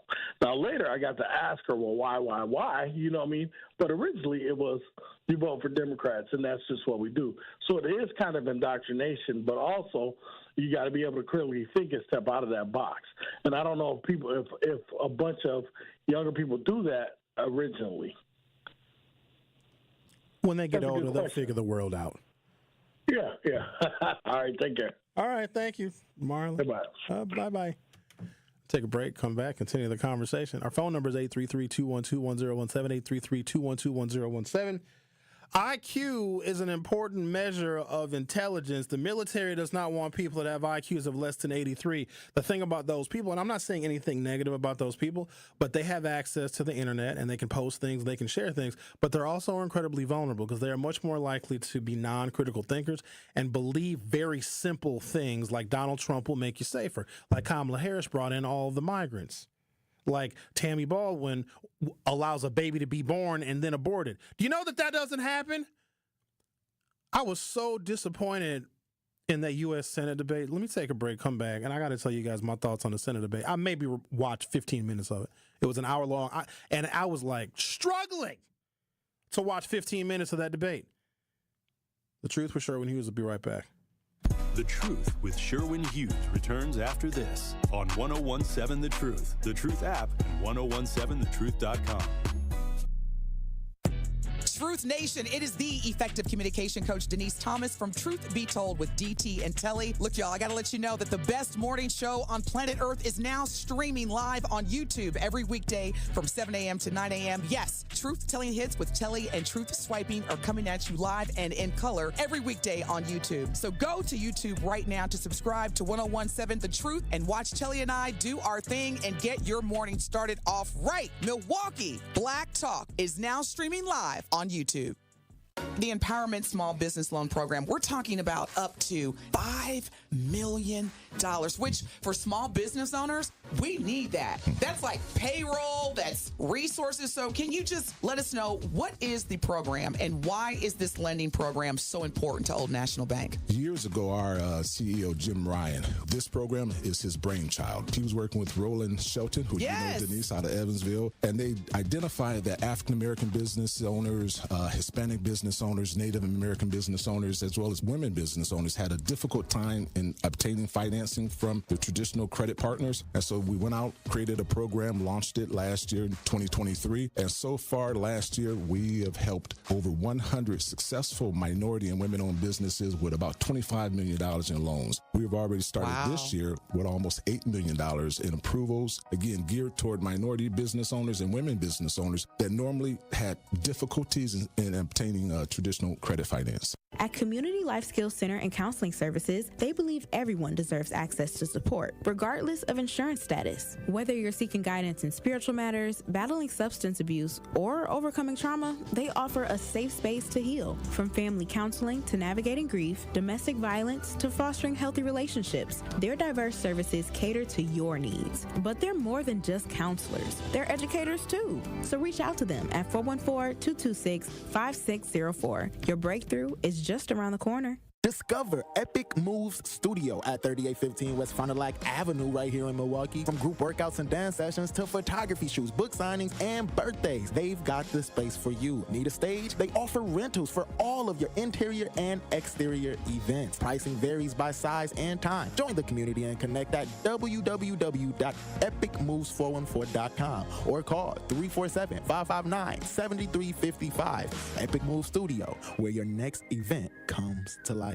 Craving something mouthwatering? Head to Munchies, Milwaukee's finest quick service eatery. You'll love their gourmet egg rolls, wings, loaded fries, and fried fish. And don't miss their signature pasta dishes and soul food options. Plus, ask about their upcoming pound cake line. They're open Wednesday to Saturday, 12 to 6 p.m. Visit Munchies on site. Call in your order or get delivery. Follow Munchies on Facebook and Instagram at Munchies Detroit Style. Check out their website at munchiesdetroitstyle.com. Munchies, where your cravings meet satisfaction.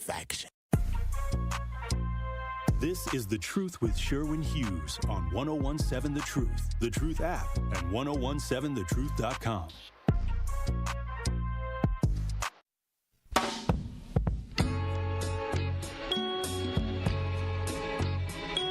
The problem with that Senate debate was Eric Hovde, who has the personality of an oyster, thought he was Trump.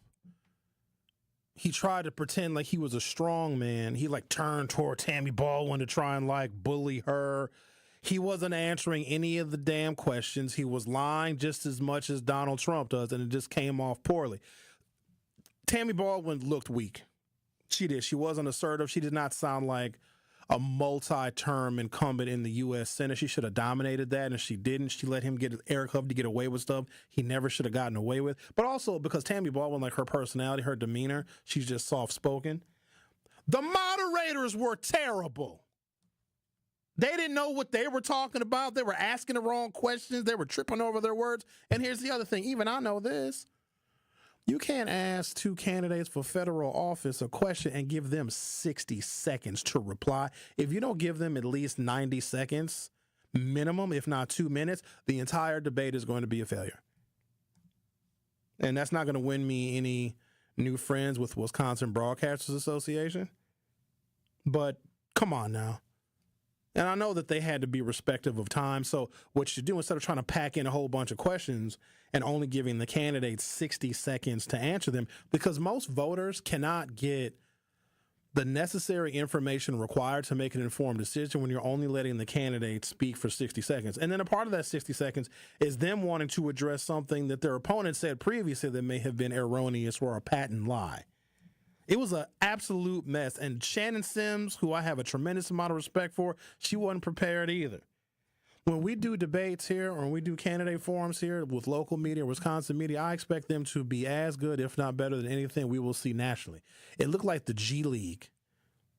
You know what I mean? It's like watching NASCAR, but everybody's going the speed limit. And this is not me being particularly condescending, but that was just a poor display. And it also is the only debate that we are going to see between those two U.S. Senate candidates. So I think all in all, Eric Hovde probably got the best of that debate because he didn't really have any questions to answer anyway. And the fact that they were only giving these candidates 60 seconds, like Tammy Baldwin is a policymaker. And yes, I'm supporting her. But I don't know if she was able to convince enough people that are looking for the style points and looking for the theatrics of what a debate is going to be. At least Eric Hovde understood that part.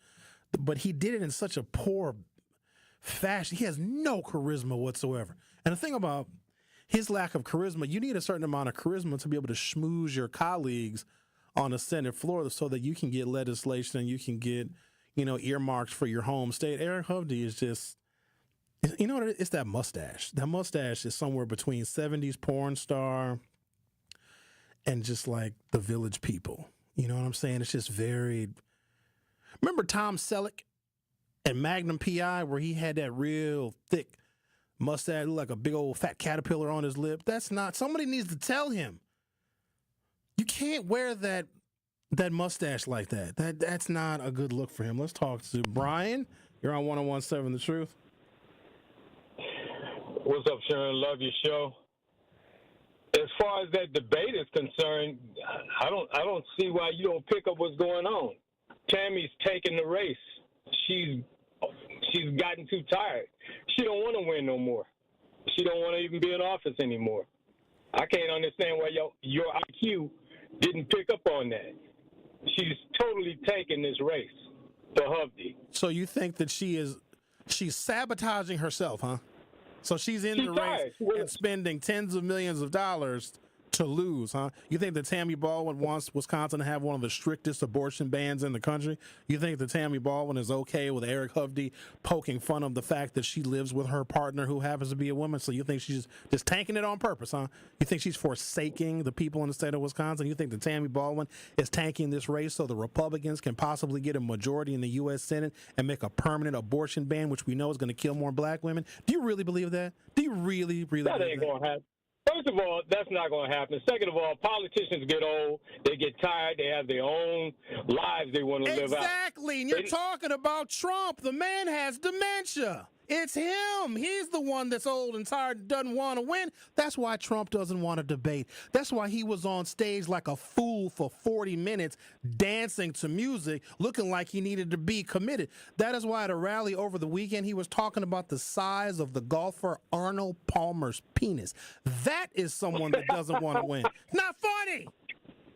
He's talking about his tallywhacker. You think it's funny? But see, it is funny. But see, you know, they did the first election. He tried to take the first election the same way. There was a South Park. No, not a South. Yeah, it was a South Park episode of a politician running for office. Oh Lord. Yeah, before 2016, there was a South Park episode that showed Trump trying to lose purposely, yet he won. This is what politicians do. When they don't want to win, they tank. But they don't want the public Brian, to know they tank. Here's what actually happened. And thank you for your call, Brian. I'm not going back and forth with him. This is a man that thinks the earth is flat. I'm not debating him. When politicians don't want to win, they don't run. Nobody puts themselves and their families and their reputations through all of that if you don't want to win. That is insane to me. I just don't get why people are taking this so cavalierly, like, oh, this is just another election. Do y'all really realize what's at stake? A few of you do. Too many people don't. Y'all think this is sweet. Ain't nothing sweet about this. They've filed 90 lawsuits already because they know that Donald Trump is going to lose this election, but they want to take it anyway. They're trying to take your voice right in front of your face.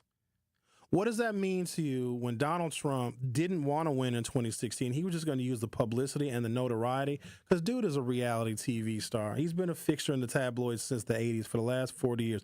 He ain't got no interest in politics. He doesn't even know what he's talking about 98% of the time. Has no idea what he's talking about. He's a felon. He's been adjudicated a rapist. He cozies up to dictators. He wants to terminate the Constitution. He wants the police to have an hour of immunity. What do you think that means for us? And black folks, we are the richest of them all when it comes to this because we are the first ones whose necks are going to be in the news, and we think it's sweet. Oh, Trump going to be good for us. Really? Do you not know the country that you live in? How have we not kept this in mind that there are still forces out there that are becoming stronger, bolder, and more robust that want to eliminate us. And now some of us are joining forces with them. But at the same time, think that we're going to get reparations. You can see my growing frustration. All right, I got to take a break. I got to get my life back together. Y'all over here got me hot because I know that our people are so much better than this. But I think we've just surrendered. I think black folks are just like, you know what, it's hopeless for us. We might as well give the police an hour's worth of immunity so they can run roughshod through our communities because, well, we probably deserve it. That's what we get. Or maybe some of y'all think that if we have hell on earth, we're going to be rewarded in heaven. I don't know what it is, but I know I don't want to live in a country where they have power and control because we will be the first ones to suffer. You got to be able to read between the lines a little bit. When they talk about the LGBTQ community, they make no distinction whatsoever. They want to punish all of them. When they talk about migrants, when they talk about Haitians, when Donald Trump talks about the S-hole countries, that includes American blacks too. Those kind of racists don't make a distinction between somebody born here or born in Jamaica or born in Kenya or born in the Congo. You think that they're that smart, that they're going to save African Americans because some of us may have voted for Trump? No, we're going to be the first ones hung. Look at how the Republican voters and Trump supporters turn on each other. They were going to hang their own vice president. They built a gallows on the U.S. Capitol to hang Donald Trump's Republican, ultra-conservative Republican, Mike Pence. You think they won't hang your black ass? You think they won't hang you? They'll hang their own. The Revolutionary War was essentially the great-grandkids of the founders of this nation, and they killed their own lineage to form this country. The colonists were descended from the British. The British had been here for a few generations at that point. And they said, yeah, we just want to have our own country. Us colonists, we want to create our own country. So we have to kill the people that founded this nation that are our like great-great-grandparents and great-great-grandmothers and great-great-grandfathers. And they created an American Revolution, and they killed their own family members to start the United States. They were threatening to hang Mike Pence. And when they were rushing the Capitol that day, they were looking for Republicans and Democrats. And you think that black folks are safe. What I don't want is for black people to put more of our lives in jeopardy by weakening our political position by voting for Trump, because you are now harming us. I mean, as far as I'm concerned, I can't do this, obviously, because I don't have any power. Y'all should be excommunicated from the community. Go live with them. Go try to move into their neighborhood, see if they let you in. Go try to rent an apartment somewhere near Mar-a-Lago, see what they tell you. Since you love Trump so much, go try to be friends with him. Go try it. See what happens. The Truth with Sherwin Hughes will be right back. The Truth with Sherwin Hughes returns after this on 1017 The Truth app, and 1017thetruth.com. Associated Bank knows your small business isn't just a venture. It's your dream and a vital part of the community. And we're not just a bank. We're your neighbors. We're looking out for you.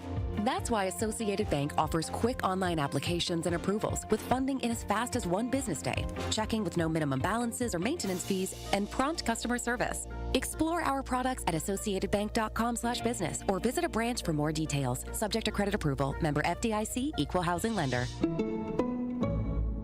What's up, Troop Nation? It's your girl, Noni Juice, here from my friends at Steinhafels. And guess what? Steinhafels has everything you need to get your home ready for the holidays. Elegant dining sets, perfect for hosting family dinners, cozy bedrooms to relax and recharge after celebrations, and fireplaces to warm those cold winter nights. Plus, with Steinhafels 18-month financing, getting your home ready for the holidays has never been easier. Steinhafels, helping you make the holidays special. Shop in-store or online at steinhafels.com.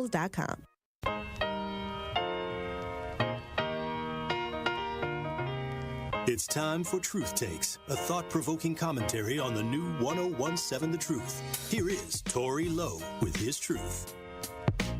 Breaking news, Milwaukee County Medical Examiner's Office is investigating the death of 43-year-old Devontae L. Mitchell outside of the Hyatt Regency on Sunday as a homicide.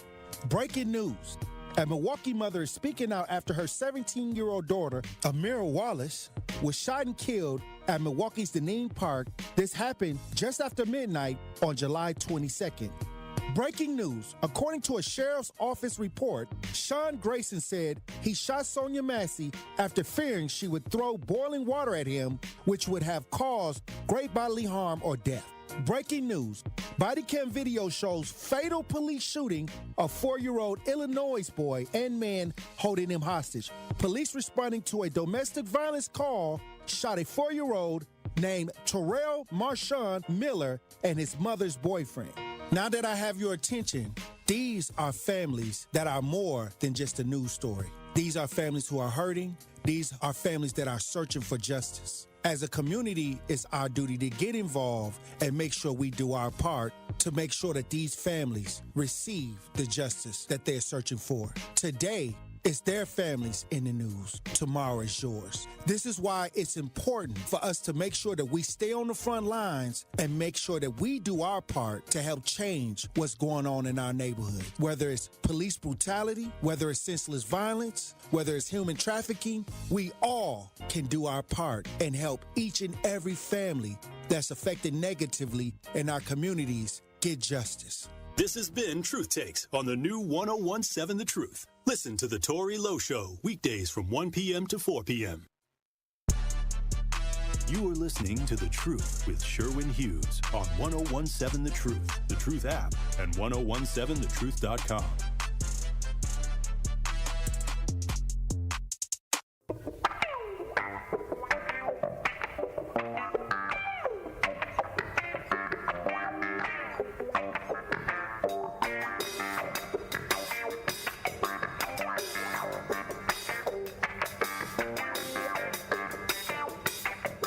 Calm down. Got me over here hot.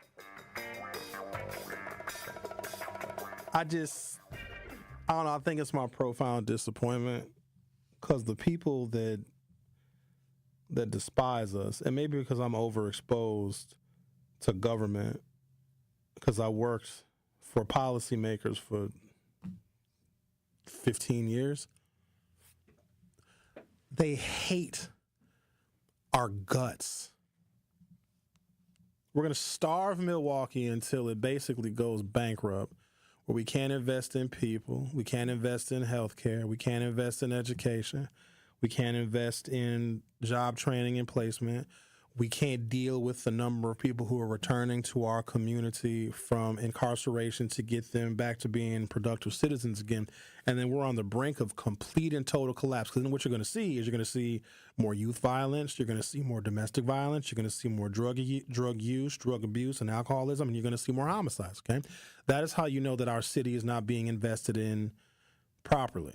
And then they're going to say, okay, Milwaukee, we're going to require you to have a certain number of police, and if not, well, then we're going to take even more money away from you. And oh, by the way, while everyone is complaining about the bad economy and complaining about prices and complaining about recessions, raise the taxes on your people. Raise the sales tax. No, not just the property taxes where homeowners are responsible for that. None of that can affect renters too. No, raise the tax that everybody pays. Raise the sales tax. In fact, raise the sales tax to what inflation is. So even if people are making an amount of money that is commensurate with inflation, they will see no increase in their pay.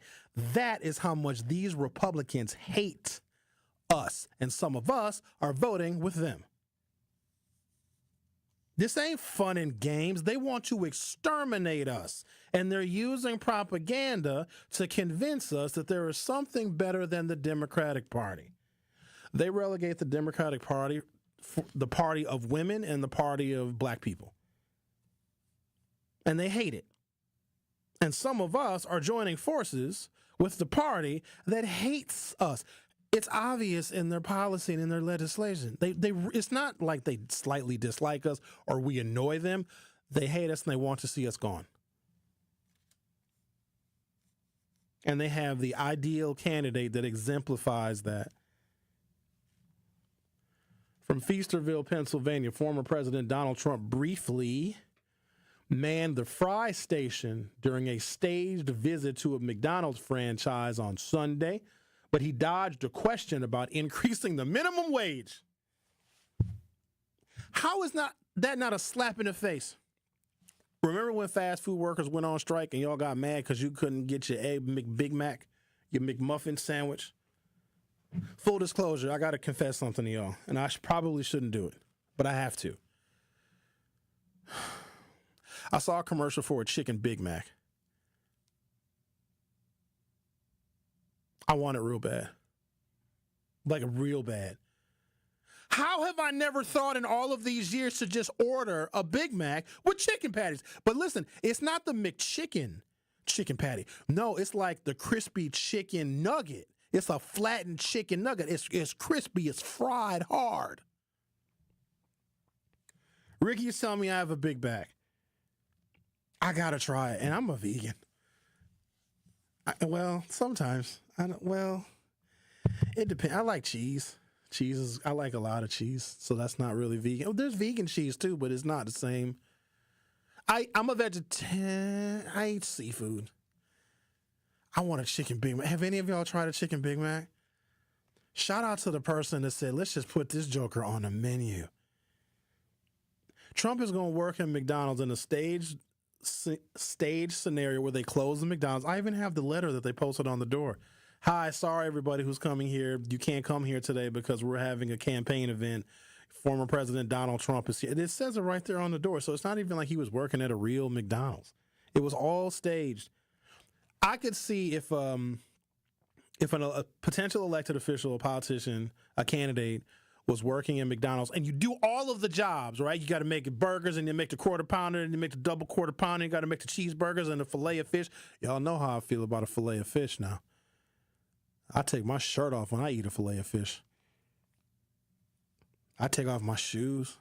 I put on some Paul Hardcastle. I love me a filet of fish. There's something about it. It's delicious. It's that steamed bun.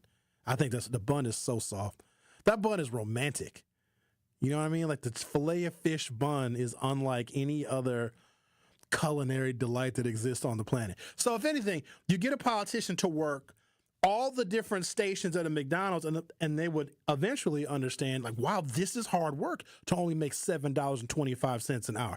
If Donald Trump went and worked in a McDonald's to say, you know what, when I get elected, everybody is going to get $15 an hour, especially fast food workers, dude would have knocked it out of the park, and Kamala Harris should be scared if he did that. But he didn't.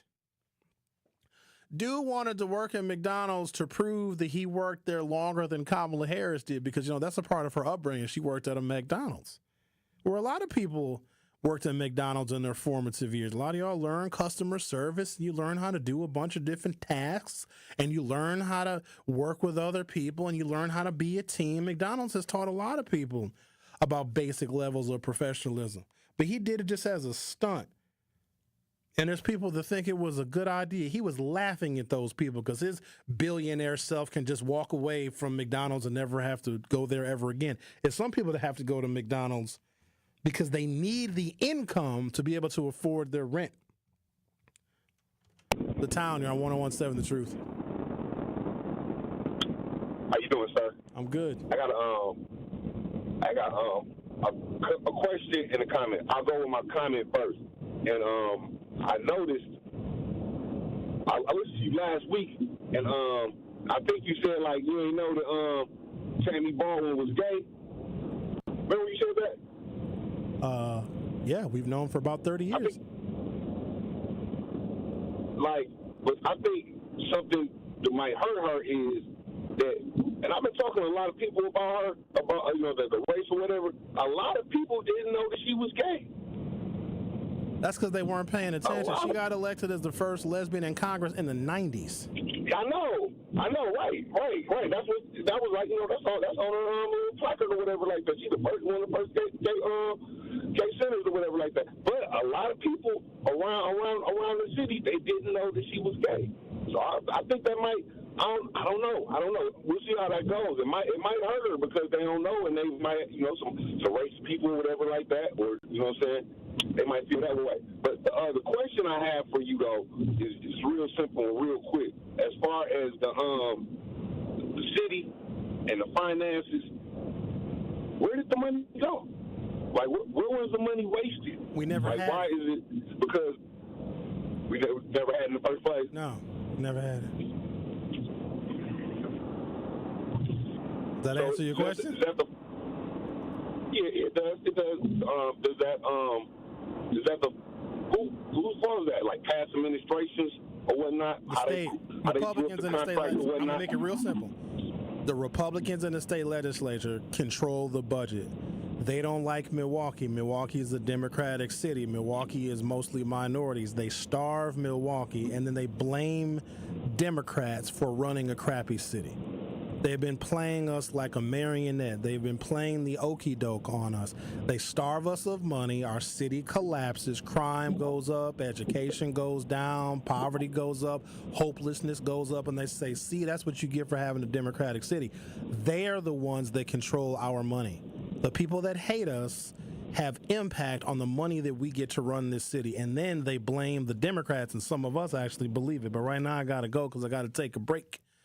The Truth with Sherwin Hughes on 101.7 FM. We'll be right back.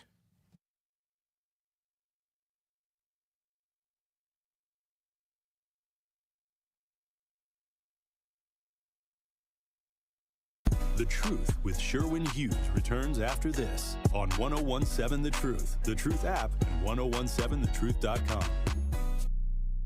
What's good, y'all? This is 101.7 The Truth's Telly Hughes, and I am Milwaukee. The goal of Truth Be Told with DT and Telly is to provide a platform for citizens of Milwaukee and Truth Nation to have their voices heard about concerns that have daily, direct impact. So join the home of Milwaukee's realest conversations where you can speak your truth. We are the award-winning 101.7 The Truth, Milwaukee Black Talk.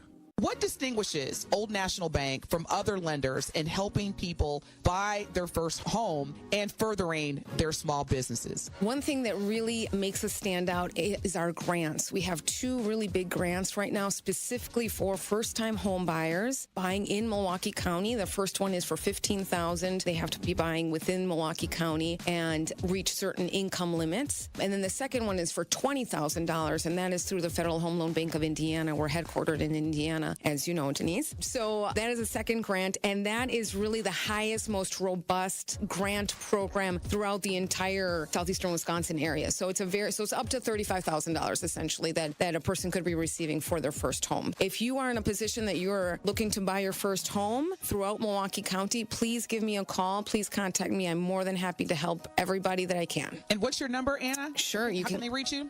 414-978-0283.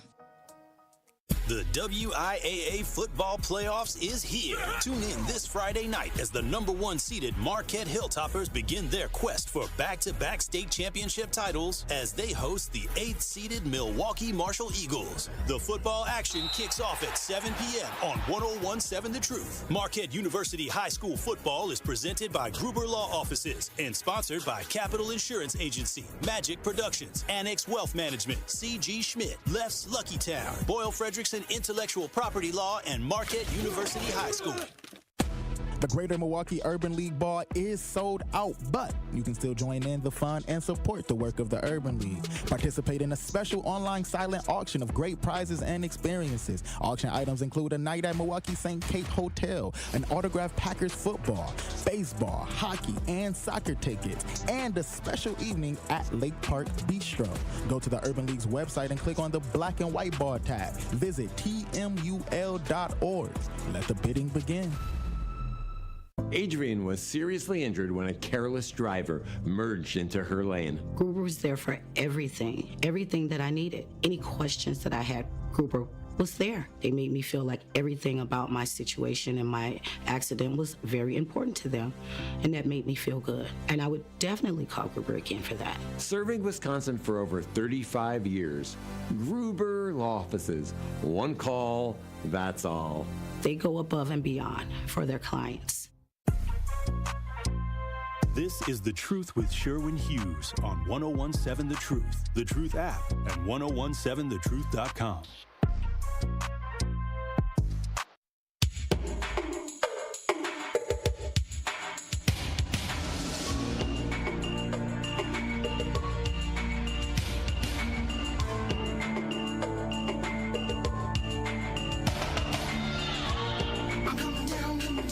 Our phone number is 833-212-1017, 833-212-1017.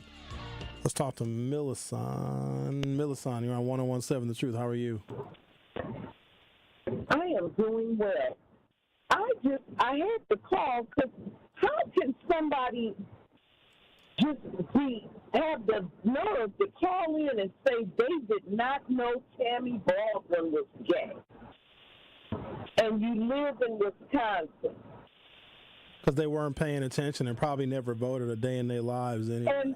And that's all I'm saying. So what happens when Donald Trump wins and all these people that are backing him and he tears the community up? And this is my other thing. Let me start over.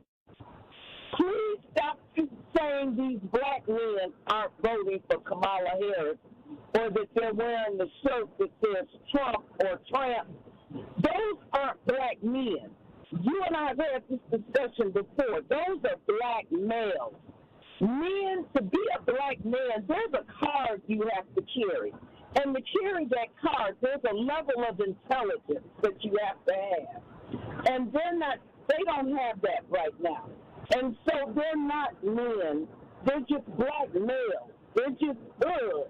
They're just here taking up good air. But I don't think people understand that if Donald Trump wins, there's a whole segment of people who look like us that are going to be gone. He is not giving you anything to try to save yourself. So a lot of these people are just going to be lost. And they're going to be saying, what do you have for me? And the Republicans are going to say nothing. I don't disagree with you, Millicent. So, okay. Oh, and the other one. Last week when I called and said that they were punk bees, no. My girlfriend corrected me. Them is tricks. Anytime you'll sell out for a $1,400 check and a $2 gallon of gas, you a trick. You're not even, you're just a trick. And that's what they are. Thank you. Oh, have a good day. No, thank you. That's very nice of you. It's not tricking if you got it. All right, let's see what this man said about Arnold Palmer's wee-wee. But Arnold Palmer was all man, and I say that in all due respect to women, and I love women. But this guy... Hold on. Wait. This guy... Wait, let me hit pause. Where the pause button? Notice he had to preface it by saying, I love women. What do you mean by that? Donald Trump, because all the women he got caught with, we don't need him to say that. It's almost like he's making up for something. Because at this point, you don't know what he's going to say. I love women. Okay, Donald, we know. Like, you don't need to double down on that. Let's continue. This is a guy that was all man. This man was strong and tough. And hold on. Time out. He was all man. His man was strong. Hold on. When he says his man was strong, his man was strong. You know what he's talking about? Talking about his wee-wee. Yeah. Hold on, let me rewind it. That was all man. This man was strong and tough. And I refuse to say it, but when he took showers with the other pros, they came out of there, they said, oh my God. Hey, when Chuck he took showers, he been to that Diddy party. Yeah. Oh, that's he definitely been to the Diddy party. He is talking about a naked man taking showers with other men. Let's keep listening, shall we? That's unbelievable. I had to say it. No, I need to hear that. Palmer was all man, and I say that in all due respect to women, and I love women. But this guy, this is a guy that was all man. This man was strong and tough. And I refuse to say it, but when he took showers with the other pros, they came out of there, they said, oh my God. That's unbelievable. I had to say it. Al, who some of you disagree with Al when he calls. You don't like Al. You don't like his vulgarity. You know what Al says as a recurring theme of his calls, almost regardless of what I'm talking about or regardless of what my show is about? Al talks about older, white, conservative men being on the downest of down lows and being the freakiest of freaky deakies. Donald Trump is at a campaign rally talking about Arnold Palmer's wee-wee pee-pee tallywhacker. Talking about that boy strong. You should see Trump's face, because when Trump gets real serious, what he does, so those of you that are watching on YouTube, so when Trump gets serious, what he'll do is he'll turn his head. Oh, it had girth. It was so swallowed big. up. Have you ever been swallowed up? I would swallow. Arnold Palmer is not just a drink. I would like to drink him. He turns his head sideways when Trump, because he give you that side view. Oh, it's thick. I like a little bit of girth. I can't lie. I like when I can wrap two hands around it. What? Could you imagine if Joe Biden? I like him big. I like him a lot. I'm serious, folks. I like a big wee-wee. I would tell Joe Biden that I would not ever vote for him ever again. But Trump is up there, so maybe that's why some black men like him, because I like it when it's hard and thick. The Truth with Sherwin Hughes will be back for hour 3. More of The Truth with Sherwin Hughes is next on 1017 The Truth, The Truth app, and 1017thetruth.com. Truth Nation, this is Truth Be Told's Denise Thomas. And Telly Hughes. And we want to encourage you to get out and vote on Tuesday, November the 5th. Your vote matters, and this is the election where you can make your mark. If you have not registered to vote yet, that is quite okay because you can register to vote on Election Day in Wisconsin. Yes, same day voter registration. Visit myvote.wi.gov to find your ballot and polling location. That is myvote.wi.gov. Shape your future, Truth Nation, by getting out to vote on Tuesday, November the 5th. It started with a prediction. We'll go out there and play basketball and win. And how many games? 6. It became the culture. Chance of Bucks in 6. Being a Bucks fan means you live and breathe Bucks in 6. Brandon Jennings created the prophecy. Tune into Behind the Bucks, the story of Brandon Jennings on the Bucks Plus audio network. Behind the Bucks is presented by Gallagher, your trusted insurance broker and HR and benefits consultant. Available now on bucks.com/plus, the Bucks app, and streaming wherever you get your podcasts. That's for the culture. Truth Nation, let us talk our ish for a moment. There is no other station in the country where you get a front row seat to hear from some of the biggest names in politics, pop culture, and sports. People like Vice President Kamala Harris. Talk with your listeners to remind them of their power and the importance of voting. And the folks in Milwaukee turned out for me and Joe Biden in 2020. You showed what was possible. U.S. Representative Marjorie Taylor Greene. Congresswoman Marjorie Taylor Greene, are you a racist? Absolutely not. Is Donald Trump a racist? Absolutely not. No. And civil rights attorney Benjamin Crump. Thank you all for speaking truth to power. That's the most important thing because right now there are those in our community who would rather we just be quiet. Right. We have to disturb the peace now more than ever. Tap into the award-winning and nationally recognized 1017 The Truth by downloading the Truth app and streaming us live at 1017 The Truth on YouTube. Milwaukee Black Talk. The impact of a meal goes well beyond feeding our bodies, because when people don't have to worry about where their next meal is coming from, they can truly thrive, like Marta. And now we'll hear from our class valedictorian, who with our hard work never ceases to amaze us. Please welcome Marta Moreno.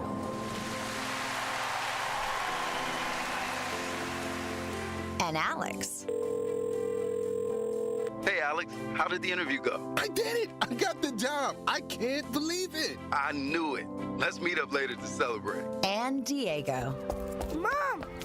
I got first place at the science fair with my volcano project. That's amazing, sweetie. Congratulations. Because when people are fed, futures are nourished, and everyone deserves to live a full life. Join the movement to end hunger at feedingamerica.org/actnow. feedingamerica.org/actnow. A public service announcement brought to you by Feeding America and the Ad Council. Truth Nation, stand up and tap in. This is 1017 FM, 1510 AM WGKB Waukesha and W269DL Milwaukee, a locally owned Good Karma brand station. It's The Truth with Sherwin Hughes on 1017 The Truth, The Truth app, and 1017thetruth.com.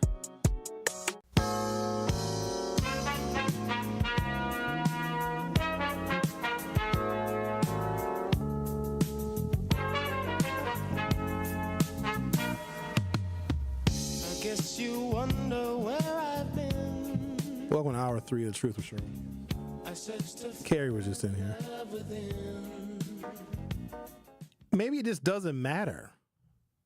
Because Carrie said she didn't know that Tammy Baldwin was gay either. It really does not matter. Uh-oh. Is that who I think it is on line 1? Oh, boy. Let me read some of these text messages at 833-212-1017, 833-212-1017. Brian says, bro, the other problem is there's a lot of black women who are saying that they are going to vote for Trump. No, there's not. No, there's not. I haven't seen that, and I'm overexposed. I ain't seen that. Ain't no black women for Trump signs. Ain't no black women for Trump. No. I mean, there's always going to be some. Because in some households, Trump supporting black men have power over the women in their family. So sure, but it's not a large cohort. Todd says, hey, Sherwin, just watched the documentary on Vince McMahon on Netflix. Donald Trump is in the documentary, and they showed some of his performances in WWE. Vince talks about how Trump addresses the crowds during his speeches, both while president and while campaigning, is the same way wrestlers do in the ring. Frightening that our country is a highly glorified professional wrestling match. Let's talk to Al. You're on 101.7 The Truth. Oh, what's up? Happy Monday to everybody. But, I've been looking at this name. I came across something. Charles Bacon, $3 million, 11 years old, forced anal intercourse at the Trump Tower. And Michael Parker, 10 years old. I think that was oral rape at Mar-a-Lago. But I've been trying to snope it to see, because I know he was always into the boys, too. But what I don't understand is, and I know sometimes, Brian, he calls in, and he always calls in with this Trump Tower white savior. And I know he brings up, the LGBT and all this stuff about agendas. But I never could understand why he never talks about the two teachers up in Janesville who was trying to put together an orgy with the students. And I believe the famous words was, let's stink it up. Or the 24-year-old teacher who sent 33,000 text messages to an 11-year-old. Or let's not forget about the Michigan teacher who took the 6th grade class to a lounge with stripper poles. I guess the agenda was for the 6th graders to grow up and be nickel whores, but I never hear him, talk about that. And then the thing with the Republican Party that they always bring up with the LGBT, they are always caught in uncompromising yoga positions, and usually it has pointy chins, silicone breasts, and chicks with big old long tennis ball sticks. But I never hear that, and it's starting to sound like, to me, there's some type of underlying fetish. Because I do know you have a lot of men who are against that, but they are usually the main ones that got a wife or a girlfriend at home, and they're cheating either with a twink, little waist, fat ass, or they're with some trade who's under the radar that they're doing everything they want to with that man booty. Because when they go home to the wife and the girlfriend, she ain't checking the back. And sometimes she ain't even checking the mouth. Or they're messing with the transgender who got that 9 or 10-inch secret downstairs with them silicone hips and that big old ass. So I just find it I find it odd that they always want to pick with them. But it's the fetish that they always cheating on their wife with. So I'm just trying to figure that out, and maybe some of them can call in. See, I'm not condemning y'all for what you do because, hey, you grown, do you. But my thing is, don't try to push an agenda when you are part of that agenda. Like I have seen, like last weekend, of course, I was out doing me. And I didn't see a lot of people doing a lot of stuff, and they got women at home. And let's not forget about when they get on them drugs, because, when they get on drugs, and I used to be a manager at a store on 27th, right next to Bellevue, the crazy home. When they on them drugs, they'll sleep with anything and everything for that hit. They'll take some of them people in that basement on that dirty mattress and do some of anything to get that crack, them lines, that booger sugar, that heroin, that lean, that rock with it, that perk. And they'll be sitting there falling asleep with the straight shooter in their hand, and all the steel wool and SOS pads is missing because they hid them under the kitchen sink. What you think about that? Al, I'd rather not think about that. Please don't make me think about that. I don't want to think about it, but I believe every word you're saying. All right. I was just sharing the point, because, and then the other thing is why is these teachers always going after these 11-year-olds? They must want all that youth and that girth and all that innocence. But they don't ever talk about that. Like, what could a 24-year-old do with an 11-year-old? I don't want to think about that either. Two high school teachers, they want to stank it up in Janesville. Don't you think that's a lot of trauma? to the birth canal. Yeah. All that energy and stamina. Yeah, that's all right. Okay. Happy Monday. Happy Have a good Monday. one. Okay, then he just said they want to stank it up. That's. And I love women, but this is a guy that was all man. This man was strong and tough, and I refuse to say it, but when he took showers with the other pros, they came out of there, they said, oh my God, that's unbelievable. I had to say it. No, you didn't. He didn't have but to Arnold say it. Palmer was all man. What more do y'all need to hear? You know what? I'm not shaming Trump. I'm not. I want him to live his best life. I think at this point, we've lowered the standard for him so much. Imagine this for a moment, if you will. And weirder things have happened in this election, and weirder things are going to happen. We saw an attempted coup in the United States in our lifetime, so that's up there as far as unusual things. What if Trump just came out of the closet on the campaign trail? I can't help it anymore. I can't hide it. I can't. I love it a lot. Melania knows. She's okay with it. I love men very much. I do. Let me be honest with you. As much as I disagree with him just as a human being, I would respect him if he just came out of the closet. I've been hiding this for many years. I hide it well. I try to hide it. I shield behind sleeping with many women.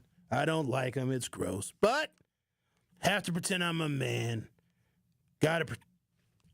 If Trump just, you know what I'm saying, came out of the closet.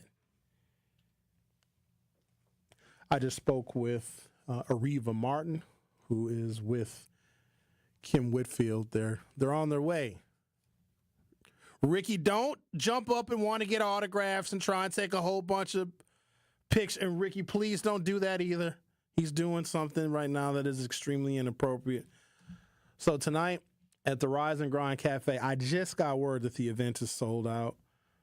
Ariva Martin is on a Battleground State tour. So she is a lawyer, a fellow CNN contributor. She has a podcast, and she is traveling to battleground states and engaging black voters in those battleground states ahead of the November 5th presidential election. And so they're doing a live taping of her show, The Special Report with Ariva Martin, tonight at the Rise and Grind Cafe at 6 p.m. She's been to Georgia, going to Arizona, Nevada. She's in Wisconsin now, North Carolina, Pennsylvania, and Michigan in a battleground state tour that counters false media narratives and educates and empowers voters to get out and participate in this pivotal election. Hundreds of diverse African-American voters have an opportunity to be a part of the live taping of The Special Report with Ariva Martin, to engage with local civic leaders, elected officials, and influencers, allowing their voices to be heard in this pivotal televised conversation. Discussions will examine the 2024 presidential, congressional, Senate, and local elections and the impact that African Americans can have at the polls. So she'll be here momentarily. Carrie is going to guide her into the studio. So looking forward to that conversation with her and Kim Whitfield, who, do I even need to go through the entertainment Hollywood resume of Kim Whitfield? Where would I even begin with Kim? Let's see.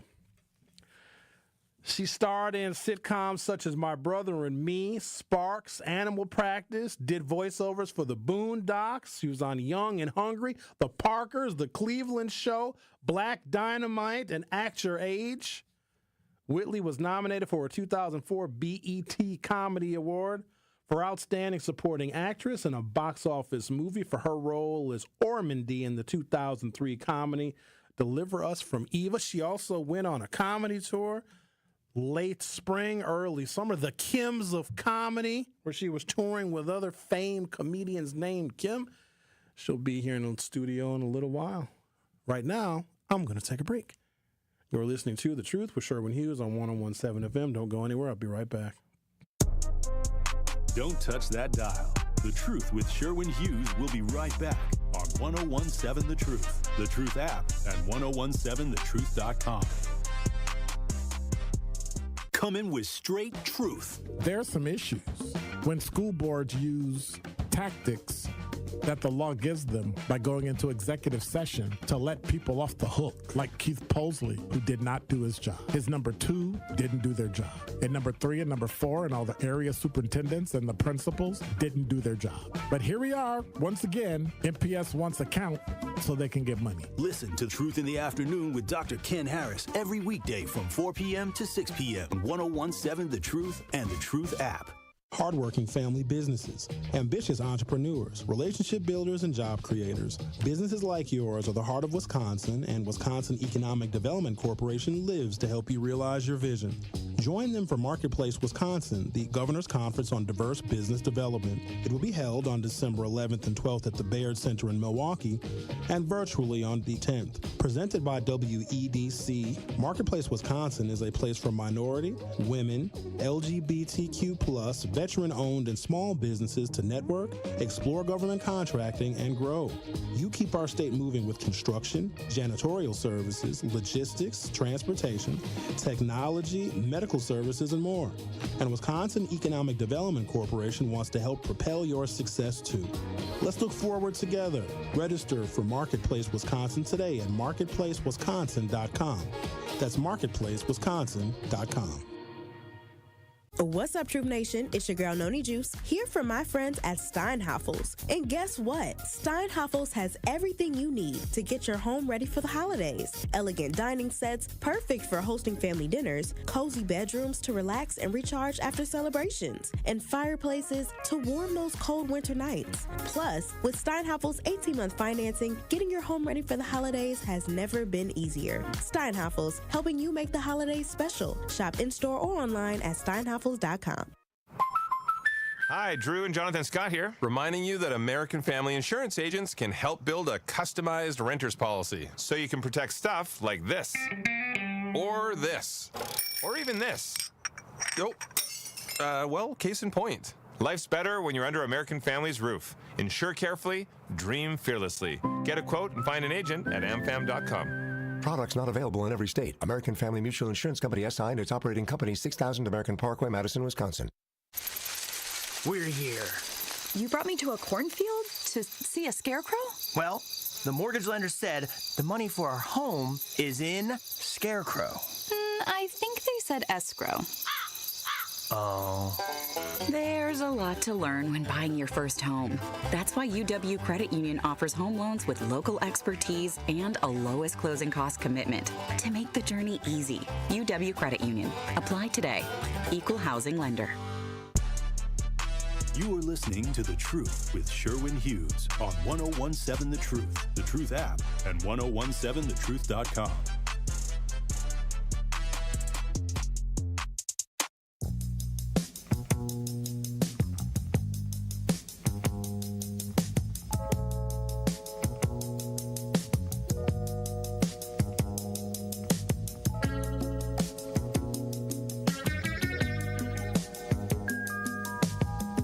So they're here, but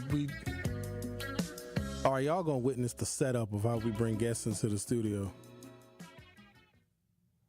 I'm excited. So there's gonna be a special live taping of the special report with Ariva Martin as she is traveling through the battleground states. Just to give you guys a little background on Ariva, she is a CNN contributor, award-winning civil rights attorney, civic leader, philanthropist, and talk show host.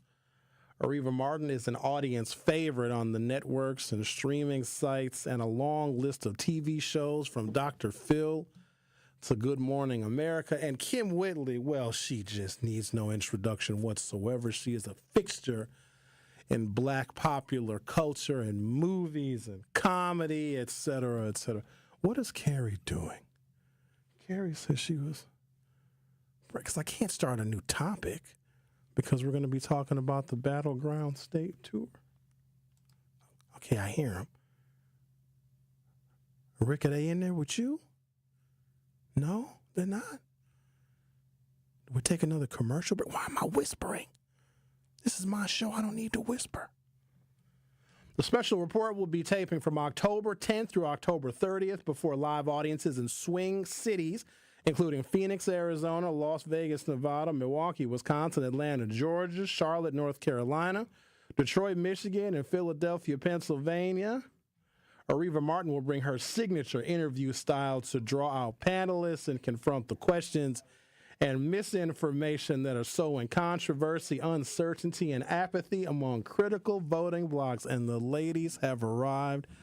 Thank you guys so much for being here. So Carrie is going to get everybody all set up. Kim, nice to meet you. How are you? I'm doing wonderful. We're going to get your mic turned on in a second. Hi, Sherwin. Ariva, it's so nice to meet you. Pleasure. Good to see you. Absolutely. Can you take some? There we go. Mics are on. Mics are on. Mine isn't.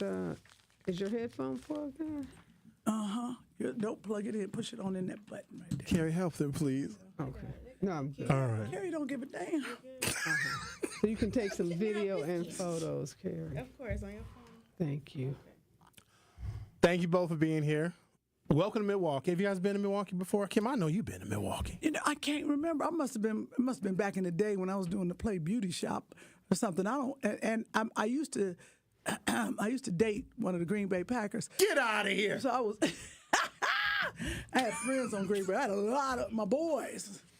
Well, they just won yesterday, so maybe it's the good luck that you blessed the team with. Yeah, so I don't know. I don't think I've ever been here except maybe as a kid. Yeah. Because I lived in St. Louis growing up. But it's, like a drive to Milwaukee. But it's a beautiful city. Oh, and the weather's so gorgeous. Thank you. We ordered this weather just for y'all because it's usually not this warm in October. I know. It's unseasonable. I'm excited to see what kind of people live in Milwaukee. You're going to love us.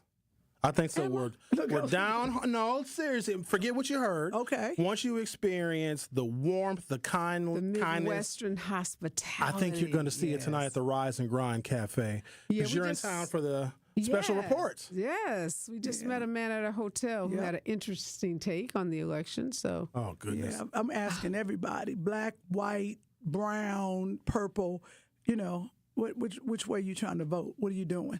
Just to see how the Milwaukee people are thinking. Some are thinking a little different. Some are not. So we're here to talk to these undecided voters. Is that right? Is that what we're doing? Undecided. Confused. Folks who have bought into a lot of the disinformation that's been peddled to them. Mm-hmm. Folks who think that they do better economically under Donald Trump. People who think Donald Trump is responsible for the positive things that happened in our economy right as Barack Obama was leaving. So, yeah. Are we on the air yet? Oh, yeah. Okay. I'm glad you guys didn't cuss. Well, Reba, you don't cuss. You cuss.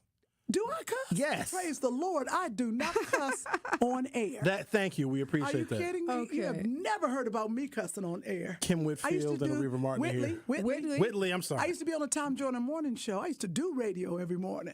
So you understand the protocol. Absolutely. But I know when people aren't aware that the mic is on, they can say some very colorful things, I suppose. We don't have to worry about you. Oh, but I'm aware. Just lay the ground rules for us. Tell us what the ground rules are. I see the red light. We're just going to have a very cordial conversation about the tour that you were on and the special report that you're doing.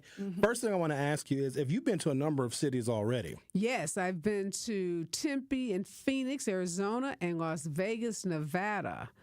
And in each of the cities, including this one, I go into a campaign office so I can go out and canvass and meet voters, knock on doors, because I want to get a feel, like Kim said, of, you see the rallies, you read the headlines, but this whole tour is about getting into these battleground states and really understanding what's happening on the ground, because everybody's not a news and political junkie. Everybody's not tied 24/7, to the cable news stations or the network stations. I found, Sherwin, a lot of folks have not tuned in didn't know Obama was going to be in Las Vegas, didn't know about the economic opportunity plan that Kamala Harris rolled out last week.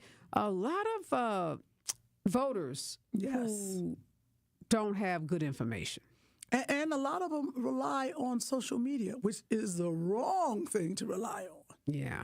So they're not doing their research and digging deeper to get the answers. Well, they're not, because people are at work. People are, trying to make it. They're taking care of their children, getting kids back to school. I met a mom who said she had been on vacation with her son and she purposely turned off all news. So she purposely disengaged because she just wanted to spend time with her son. So she said she was just now looking at her ballot. This was in Las Vegas. She had gotten her ballot in the mail, and she was just now starting to think about who she was going to vote for. Kim, have you been traveling to all the different special reports with Ariva? No, Ariva doesn't allow me to go into certain cities. No. I actually really wanted to go into Arizona, and I would love to be on this tour, but I'm also touring as a comic and working. But this is so important that I just left a comedy club. I just left D.C., got on the plane, took 2 planes to get here. She gave me Detroit and she gave me Milwaukee. I was like, been to Detroit many times. I was like, I want to go to Milwaukee and meet these people. So I think you'll be impressed with us. I'm really so blessed to have Kim here because she said she's busy. She's a mom. She's a working mom. She's touring all over the country herself. And I've had to call my friends and wrangle them to meet me. And Macy Gray came to Phoenix with me. And Marsha Warfield was in Las Vegas. Kim is here. Now I'm trying to wrangle somebody for the last 4 days for Detroit and Philly and Atlanta and Charlotte. But this just goes to show how important this is. So these are busy working artists who are taking time out of their busy schedules to join me because this is really, really important. Yeah, because when you live in Los Angeles, we pretty much, when you're around people, you know who you're voting for and you know the issues. But if you don't go out into the world and go out to these different cities to see what people are thinking, because we're in this small little group and we're like, oh yeah, it's great. Not until you go out and you hear other people talking and when I call it confusion, and some of these brothers, I'm looking at them and they're talking to me about, I haven't decided and this is why.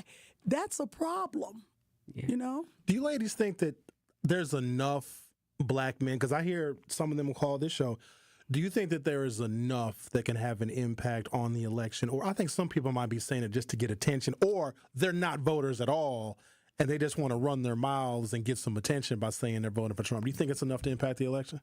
I think, go ahead. No, I feel like it's a small percent. What is it, like 15%? But it's any percentage is enough. Any percentage is enough. We need every vote. You never know with these elections. It was one place, what was that, Wisconsin? It was 4 votes for something that was away. So you just gotta, we want to touch everyone. And when we say the Black men, that's what we're talking about. The Black men who are saying they're voting for Trump because they are confused. And I say confused because they have the wrong information. One of them came up to me and said, he told me he got the check. He said, well, Trump gave me that check. I said, Trump ain't give you that check. But Trump signed the checks on purpose so people thought that they were actually from him. A Democratic Congress passed that stimulus, and then Trump said, I'm going to sign it so they think it's from me. And there's people that are still hanging on to that. That was a good impression. That was good, Sherwin. Okay, it was good. So, you know what they don't recognize either? That was a check because we were in the worst pandemic in history.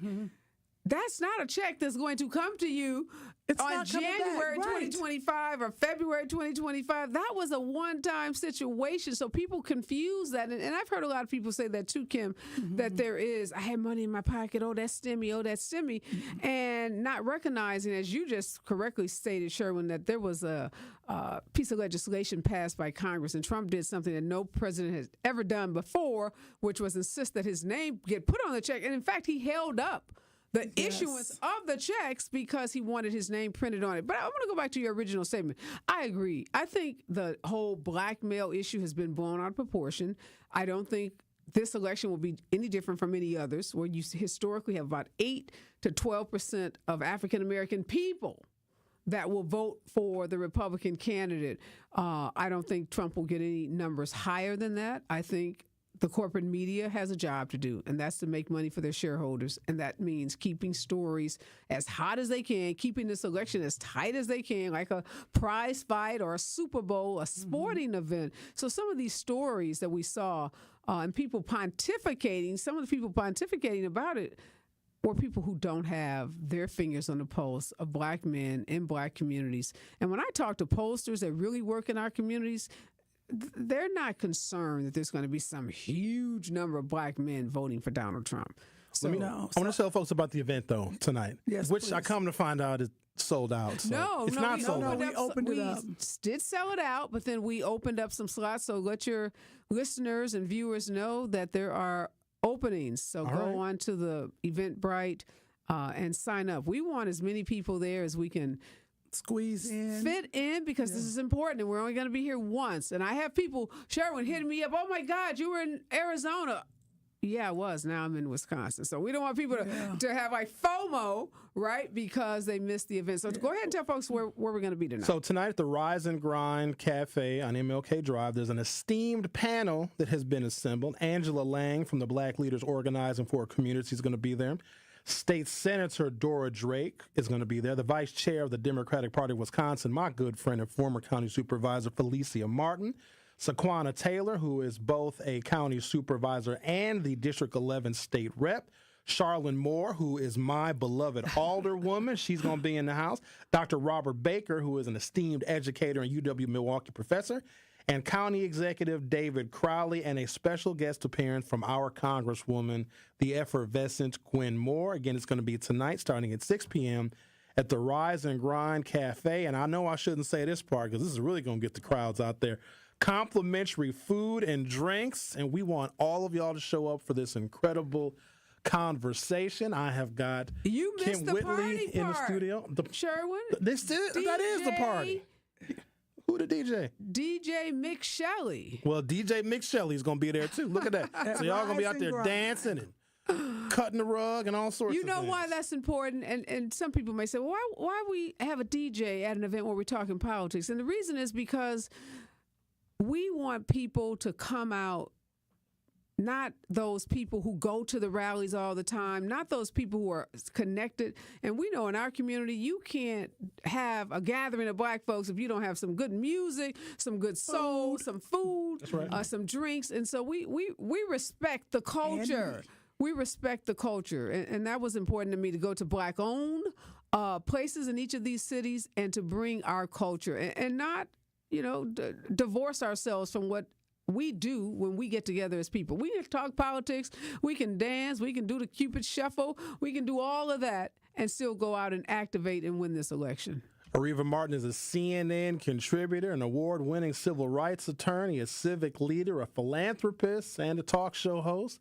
Ariva is also an audience favorite on networks and streaming sites, and a long list of shows from Dr. Phil to Good Morning America. And no, of course, I wouldn't forget about you, Kim. You got a long, your list is exhausting. I want mine to sound like hers, a philanthropist. She is CNN. Well, I need a comic added to my resume. I got to learn some jokes. Kim Whitley, My Brother and Me, Sparks, Animal Practice, The Boondocks, The Young and Hungry, The Parkers, The Cleveland Show, Black Dynamite, and Act Your Age, nominated for an 04 BET Comedy Award. And you are my favorite Kim of comedy. I love that. Got a long list of accolades. NAACP. Oh, look at her. Emmy nominated. I'm sorry, that's old. That's probably from the internet. Deliver Us from Eva. Got you. That did get me that an award. Yeah, but we've been doing. I appreciate it. But the most important job I have right now is to hang out with Ariva Martin and to make sure we talk to the people here in Milwaukee and see what they're doing with their vote. Are they registered? Are they voting? And answer some questions. I think that's what we're going to be doing tonight. We're going to eat, we're going to drink, we're going to party, we're going to answer some questions. And I hope we get some undecided voters and we can make them decide. Yes, brothers who are undecided, you come on out tonight and watch me turn you. Whoa! Now, here's the other thing. Sounds like a challenge. So we're a battleground state, and we're getting all the commercials, and Tim Walz is here, and Trump is always here. Well, Kamala Harris, we come to find out, she is here for an event tonight, but I got a feeling ain't nobody going to be at Kamala's event because they're going to be at the Rise and Grind Cafe this evening starting to get 6 o'clock. To see both of you guys and everybody else. What's great, Sherwin and Kamala, she has been living in these VP Harris, let me put some respect on that, has been living in these battleground states. And we remember in 2016 when Hillary Clinton was criticized for not spending enough time in the battleground states. And so folks ask me, well, VP Harris is living in these states. Why are you doing this? And the answer to that is a lot of folks are not going to go through the jump through the hoops of getting into one of those events with the VP. Because it's the VP, you got to get vetted. You got to go online. You got to sign up. You got to go through something. You got to stand in line for 3 hours. And those are typically the people who are already committed. They're the cheerleaders. They are the committed voters. So it's folks like me and others who are out here. We're doing equally important work talking to those folks who have not made up their mind, folks who are not going to stand in a line for 3 hours, folks who are not going to go online, but folks who will come out in their own communities and talk to their local leaders, because those leaders, we know sometimes those people can have more influence than those ads you're talking about. Right. People start getting information. They get inundated and they turn those ads off. But when you have your alderwoman or man or your county exec that works in your local neighborhood talking to you about these issues, we know that's very powerful and persuasive. Absolutely. And you got a piece of chicken in your hand? What more could you ask for? Tonight at the Rise and Grind Cafe starting at 6 p.m. We didn't promise nobody no fried chicken, Kim. Okay, I didn't probably having some Sprouts. You know, we from California. Sprouts, that's Look, bad. then you may not like the Milwaukee folks. If we don't eat good, we might have an issue with it. 2737 North Dr. Martin Luther King Drive tonight. A live taping of the special report with Ariva Martin. Ariva Martin is here with me in studio, and of course, one of the best Kims of comedy, Kim Whitley, who you guys know from so many things that have positively impacted our culture. Actress, podcaster, let me add author to that, and just all around wonderful person. So, ladies, thank you for the work you're doing. Thank you for coming to our fair and humble city, and we do appreciate because this is not an easy task, especially changing schedules around. So thank you guys so much for being here. Yeah, I'm excited to meet the people. Thank you. I think Obama is in Walls. They're in Madison. Wow. So everybody's here pretty much. And J.D. Vance was here over the weekend. So wow. We barely get 24 or 48 hours where there's not a candidate here in Wisconsin because it's just that close here. Now, I think that Wisconsin is going to be for Kamala, but people are listening to the polls and are thinking about shifting sentiments, but I think we'll be fine. But ladies, thank you so much. Got to take a break. Carrie, you good? All right, Carrie's good. Thank you so much. Thank you, Sherwin. Appreciate you. The Truth with Sherwin Hughes on 101.7 FM. We'll be right back. The Truth with Sherwin Hughes returns after this on 101.7 The Truth, The Truth app, and 1017thetruth.com. This is Community Heartbeat, presented by Outreach Community Health Centers on 101.7 The Truth. There are individuals in our community who certainly need health services, a variety of health services. What if they do not have health insurance? How can you serve that population? Our community health center allows patients to come to our clinic regardless of their ability to pay, and that's part of our federal funding. You can come to our clinic and be seen based on what we call a poverty level. So anyone 200% or below a poverty level can be seen in our clinic for anywhere from $20 to $40 for that visit. So in other words, if your visit is a $400 visit and you fall on our sliding scale where you pay $20 for your visit, you would not be responsible for the $400. You'd only be responsible for $20 for that visit. Also, our pharmacy prescriptions are very, very affordable as well. Where you would normally pay, let's say for an inhaler, $240 a month for an inhaler, at our facility that would cost you about $4 or $5. It's very good to know you guys have a sliding scale that makes it very, very affordable. Are record energy costs putting a squeeze on your fixed or limited incomes? With limited incomes not keeping up with the lingering effects of inflation, you might be one of tens of thousands of Wisconsin residents who are struggling to survive in the blistering heat of summer or the bitter cold of winter. While you haven't asked for it, the Keep Wisconsin Warm Cool Fund and your local energy assistance providers are here to help. No Wisconsin resident should ever have to face the challenge of living without heat or power or face homelessness. For a hand up, apply today and call 1-800-506-5596. That's 800-506-5596. Or visit www.kwwf.org. Associated Bank knows your small business isn't just a venture. It's your dream and a vital part of the community. And we're not just a bank. We're your neighbors. We're looking out for you. That's why Associated Bank offers quick online applications and approvals with funding in as fast as one business day, checking with no minimum balances or maintenance fees, and prompt customer service. Explore our products at associatedbank.com/business or visit a branch for more details. Subject to credit approval. Member FDIC, Equal Housing Lender. There's something about a plate of warm cookies that sends you back in time. Relive your childhood memories with this year's We Energies Cookie Book. Pick up your copy and start creating new memories. Go to WeEnergies.com to find a distribution event near you. Thank you for making us a part of your family traditions. From all of us at We Energies, we offer you warm wishes for a bright holiday season. This message was paid for by the stockholders of WEC Energy Group. You are listening to The Truth with Sherwin Hughes on 1017 The Truth app, and 1017thetruth.com.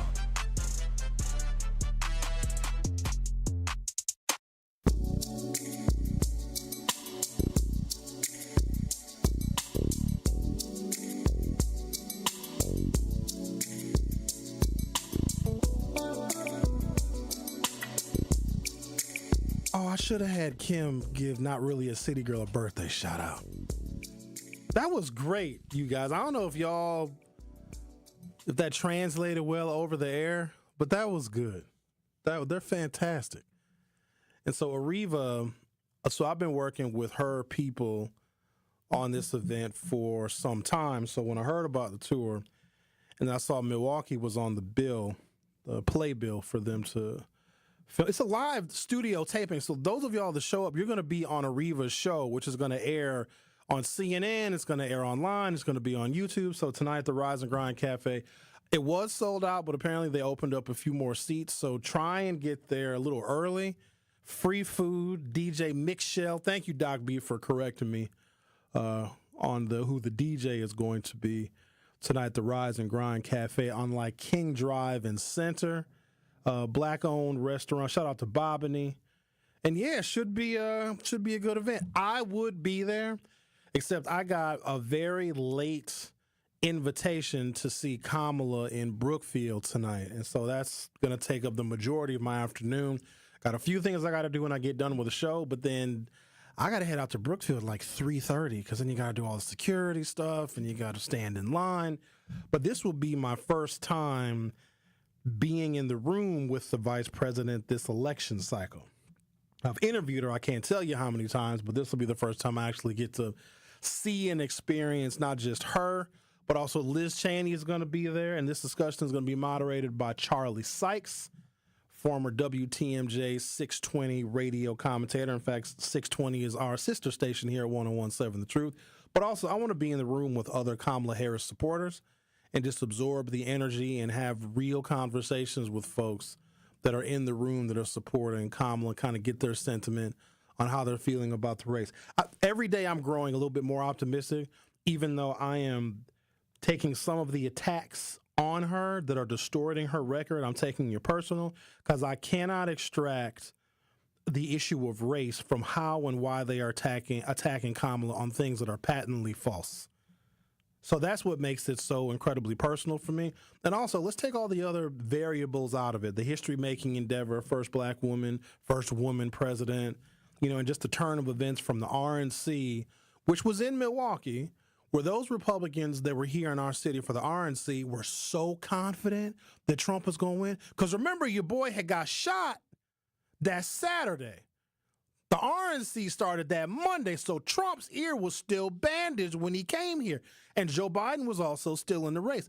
Those Trump supporters, when they were here for the RNC, they were riding so high because they just knew that their man who was anointed from God, because he just survived an assassination attempt, they were so happy that they were even nice to me. A black member of the media, they were just as nice as they could be because they knew that Donald Trump was going to win. My, oh my, did things change quickly after that. Joe Biden drops out. Kamala Harris gets in. She has probably raised $1 billion. She probably has several million volunteers that have decided to join the campaign. Case in point, 2 different sets of canvassers came to my house on Saturday. So they are out there knocking on doors, talking to people, and engaging people. Take all that stuff out of it. Take the debate that she just dominated Trump in. She beat Trump so bad, dude is afraid to debate her again. Instead of actually taking this race seriously, Donald Trump was at a staged McDonald's event yesterday. But if you take all that stuff out of it, Kamala Harris is the first candidate of any political party to mention black men by name and put together a policy agenda for black men by name. Because they rarely do that. Democrats rarely will mention African-American people, let alone black men, because they're afraid that if they have a policy agenda that speaks to black men, that they may lose white voters. So you guys got to appreciate the boldness of Kamala Harris to do that. To put together a 15-page agenda specifically for the things that are impacting black men in this country. Obama didn't even do that. Even when Obama had his initiative, it was the Black and Latino Male Initiative. And that was funded mostly by like donors and philanthropists. Kamala Harris wants to actually have real federal policy, like the 1964 Civil Rights Bill policy, 1965 Voting Rights Act policy, 1968 Housing and Urban Development policy. She deserves our support for that. Now, we also have to finish the job. We know that the vice president is going to need a Democratic-controlled House where Hakeem Jeffries would become the speaker. We then would have a black man who would be in control of the legislative agenda, a portion of which the Democrats have dedicated specifically to black men. And here's what's interesting. Black women aren't even complaining. Because I'm going to tell you what, if Kamala Harris or anybody else came out with an agenda specifically for black women, a 15-page agenda for black women, we would be like, what about us? We'd be, how come we can't get an agenda? We'd be crying. But Kamala Harris puts together an agenda for black men, and black women are like, good. They're not hating. They're not jealous at all. So I think that there's a lot that we can learn from the poise and the courage of Madam Vice President. She will be at an exclusive event this evening in Brookfield with Liz Cheney, the former representative from Wyoming. Her father, of course, Vice President George W. Bush. You please tell me where else in American modern politics you can have one candidate that's endorsed by the very liberal, progressive Alexandria Ocasio-Cortez and endorsed by both of the Cheneys, two arguably the most conservative Republicans that are in the country. You're never going to see that kind of bridging the gap between the ultra-liberal, the liberal of the liberal, and the conservative of the conservative, the Cheney family and Alexandria Ocasio-Cortez, all endorsing the same candidate, and her name is Madam Vice President, soon to be President of the United States, Kamala Harris. Tonight at the Rise and Grind Cafe at 2737 Dr. Martin Luther King Drive, there's going to be a live taping of the special report with Ariva Martin.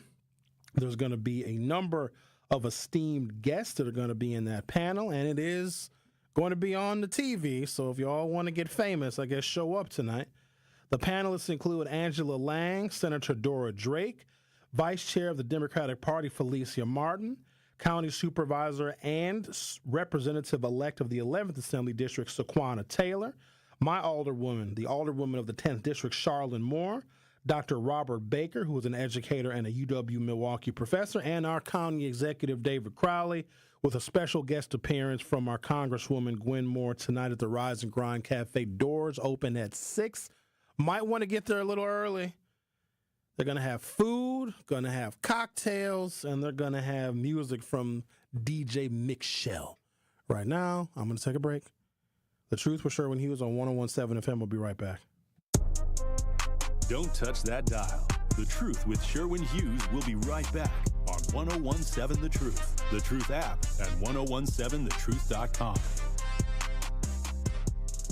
Need a way to hype up your day? This is Southside Serious. Southside, this is 101.7 The Truth, and you are our Gruber 5K giveaway. Oh, man, I can't believe it, man. You guys are so great, man. You're doing so much for the community. I really, really appreciate you guys. What would you do with $5,000? I got 2 boys. I got an 18-year-old. I got a 15-year-old, and, man, I'm going to give it to them. Stay tuned into 101.7 The Truth for your chance to be entered into the Gruber Law Office's 5K giveaway.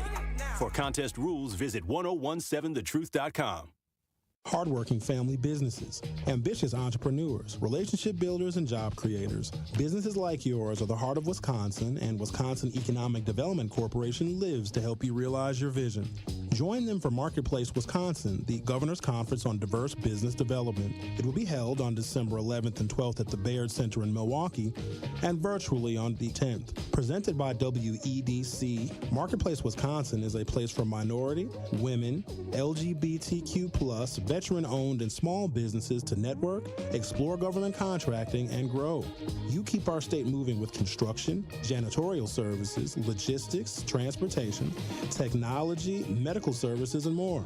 And Wisconsin Economic Development Corporation wants to help propel your success too. Let's look forward together. Register for Marketplace Wisconsin today at marketplacewisconsin.com. That's marketplacewisconsin.com. UW Credit Union here, celebrating new branches with ribbon-cutting ceremonies. And not just our 13 Milwaukee area branches. We're also including our mobile app, which is like a branch in your pocket, to check accounts, make transfers, and more on the go. So now, branches are opening 24/7, which is great for our members, but hard on our fingies. Oh, cramp. Cramp! UW Credit Union. Local mobile banking made simple. Federally insured by NCUA. The WIAA football playoffs is here. Tune in this Friday night as the number 1 seeded Marquette Hilltoppers begin their quest for back-to-back state championship titles as they host the 8th seeded Milwaukee Marshall Eagles. The football action kicks off at 7 p.m. on 101.7 The Truth. Marquette University High School football is presented by Gruber Law Offices and sponsored by Capital Insurance Agency, Magic Productions, Annex Wealth Management, C.G. Schmidt, Leff's Lucky Town, Boyle Frederickson Intellectual Property Law, and Marquette University High School.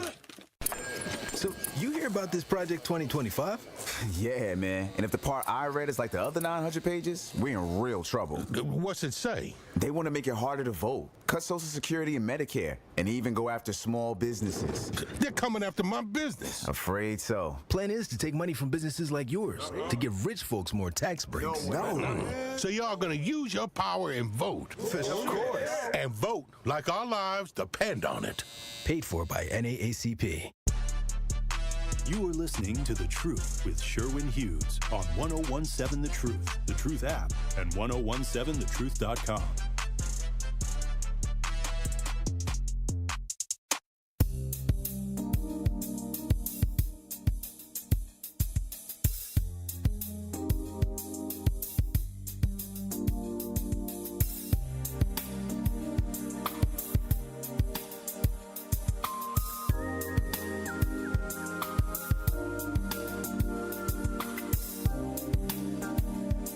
Truth Nation, tune into our final Truth on Politics next Tuesday, October 29th from 6 until 8 p.m.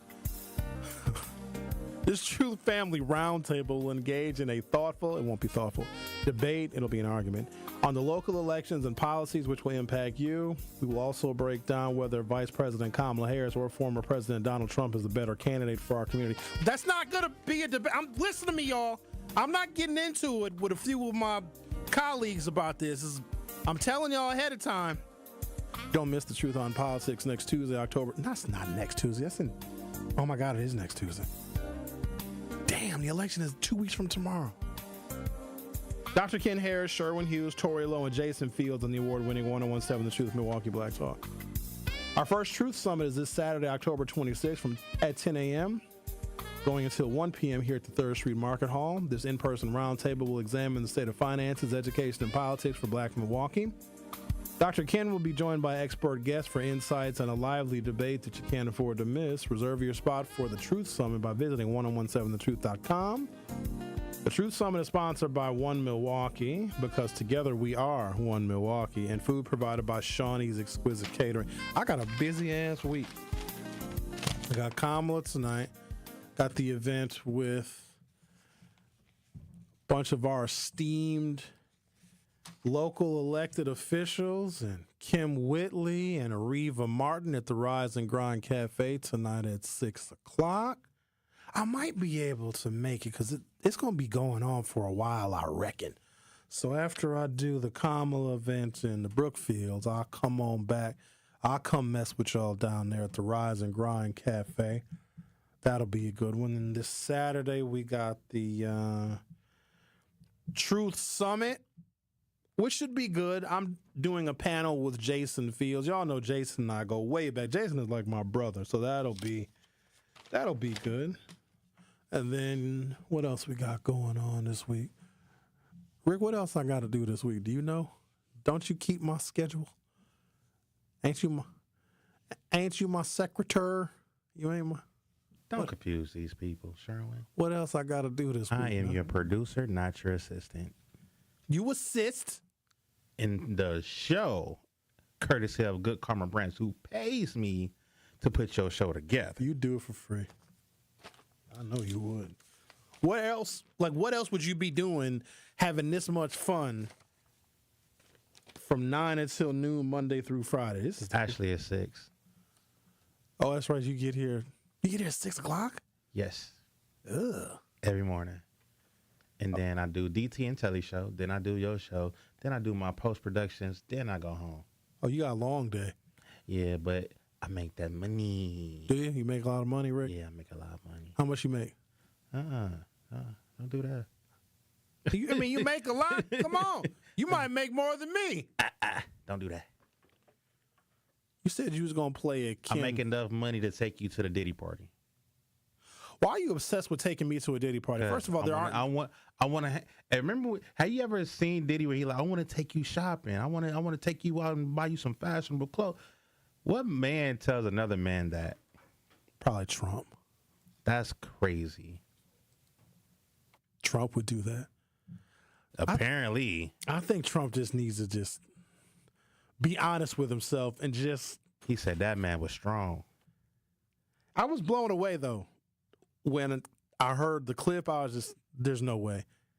Because doesn't Trump, like, the reason why I think a lot of black men like Donald Trump is because they think that he is like this ultimate picture of super strong masculinity, right? That's what gravitates, a lot of men gravitate toward Trump because he's like a super strong, like tough, masculine man. Do you really think so? But Arnold Palmer was all man, and I say that in all due respect to women, and I love women. But this is a guy that was all man. His man was strong and tough, and I refuse to say it, but when he took showers with the other pros, they came out of there, they said, oh my God, that's unbelievable. I had to say it. Here's something I noticed, well, up until this was this past weekend in Pennsylvania. Trump doesn't ever laugh. They would make fun of Kamala because she's full of joy. She laughs. She's got a laugh that fills the room. Trump never laughs. If you look at him, he barely even smiles. He may flash like a real quick fake smile, but in that clip, Trump was feeling the joy, and he was talking about Arnold Palmer's penis. He was like, oh, it's so big. It's girthy and thick. He literally, so I have it paused right now, and Trump, I'm not lying to you, his eyes are closed, and he has a smile from ear to ear. You know, when people have their eyes closed and they're smiling, that means they're thinking about something. You know what I mean? It looks like he's deep. That boy had a flashback. He might have. He loves him so much. Used to say it, but when he took showers with the other pros, they came out of there, they said, oh my God, that's unbelievable. I had to say it. Thank you for listening. Have yourselves a wonderful day. Jamming with Juice is up next. Truth Nation, join us live for the Truth Summit on Saturday, October 26th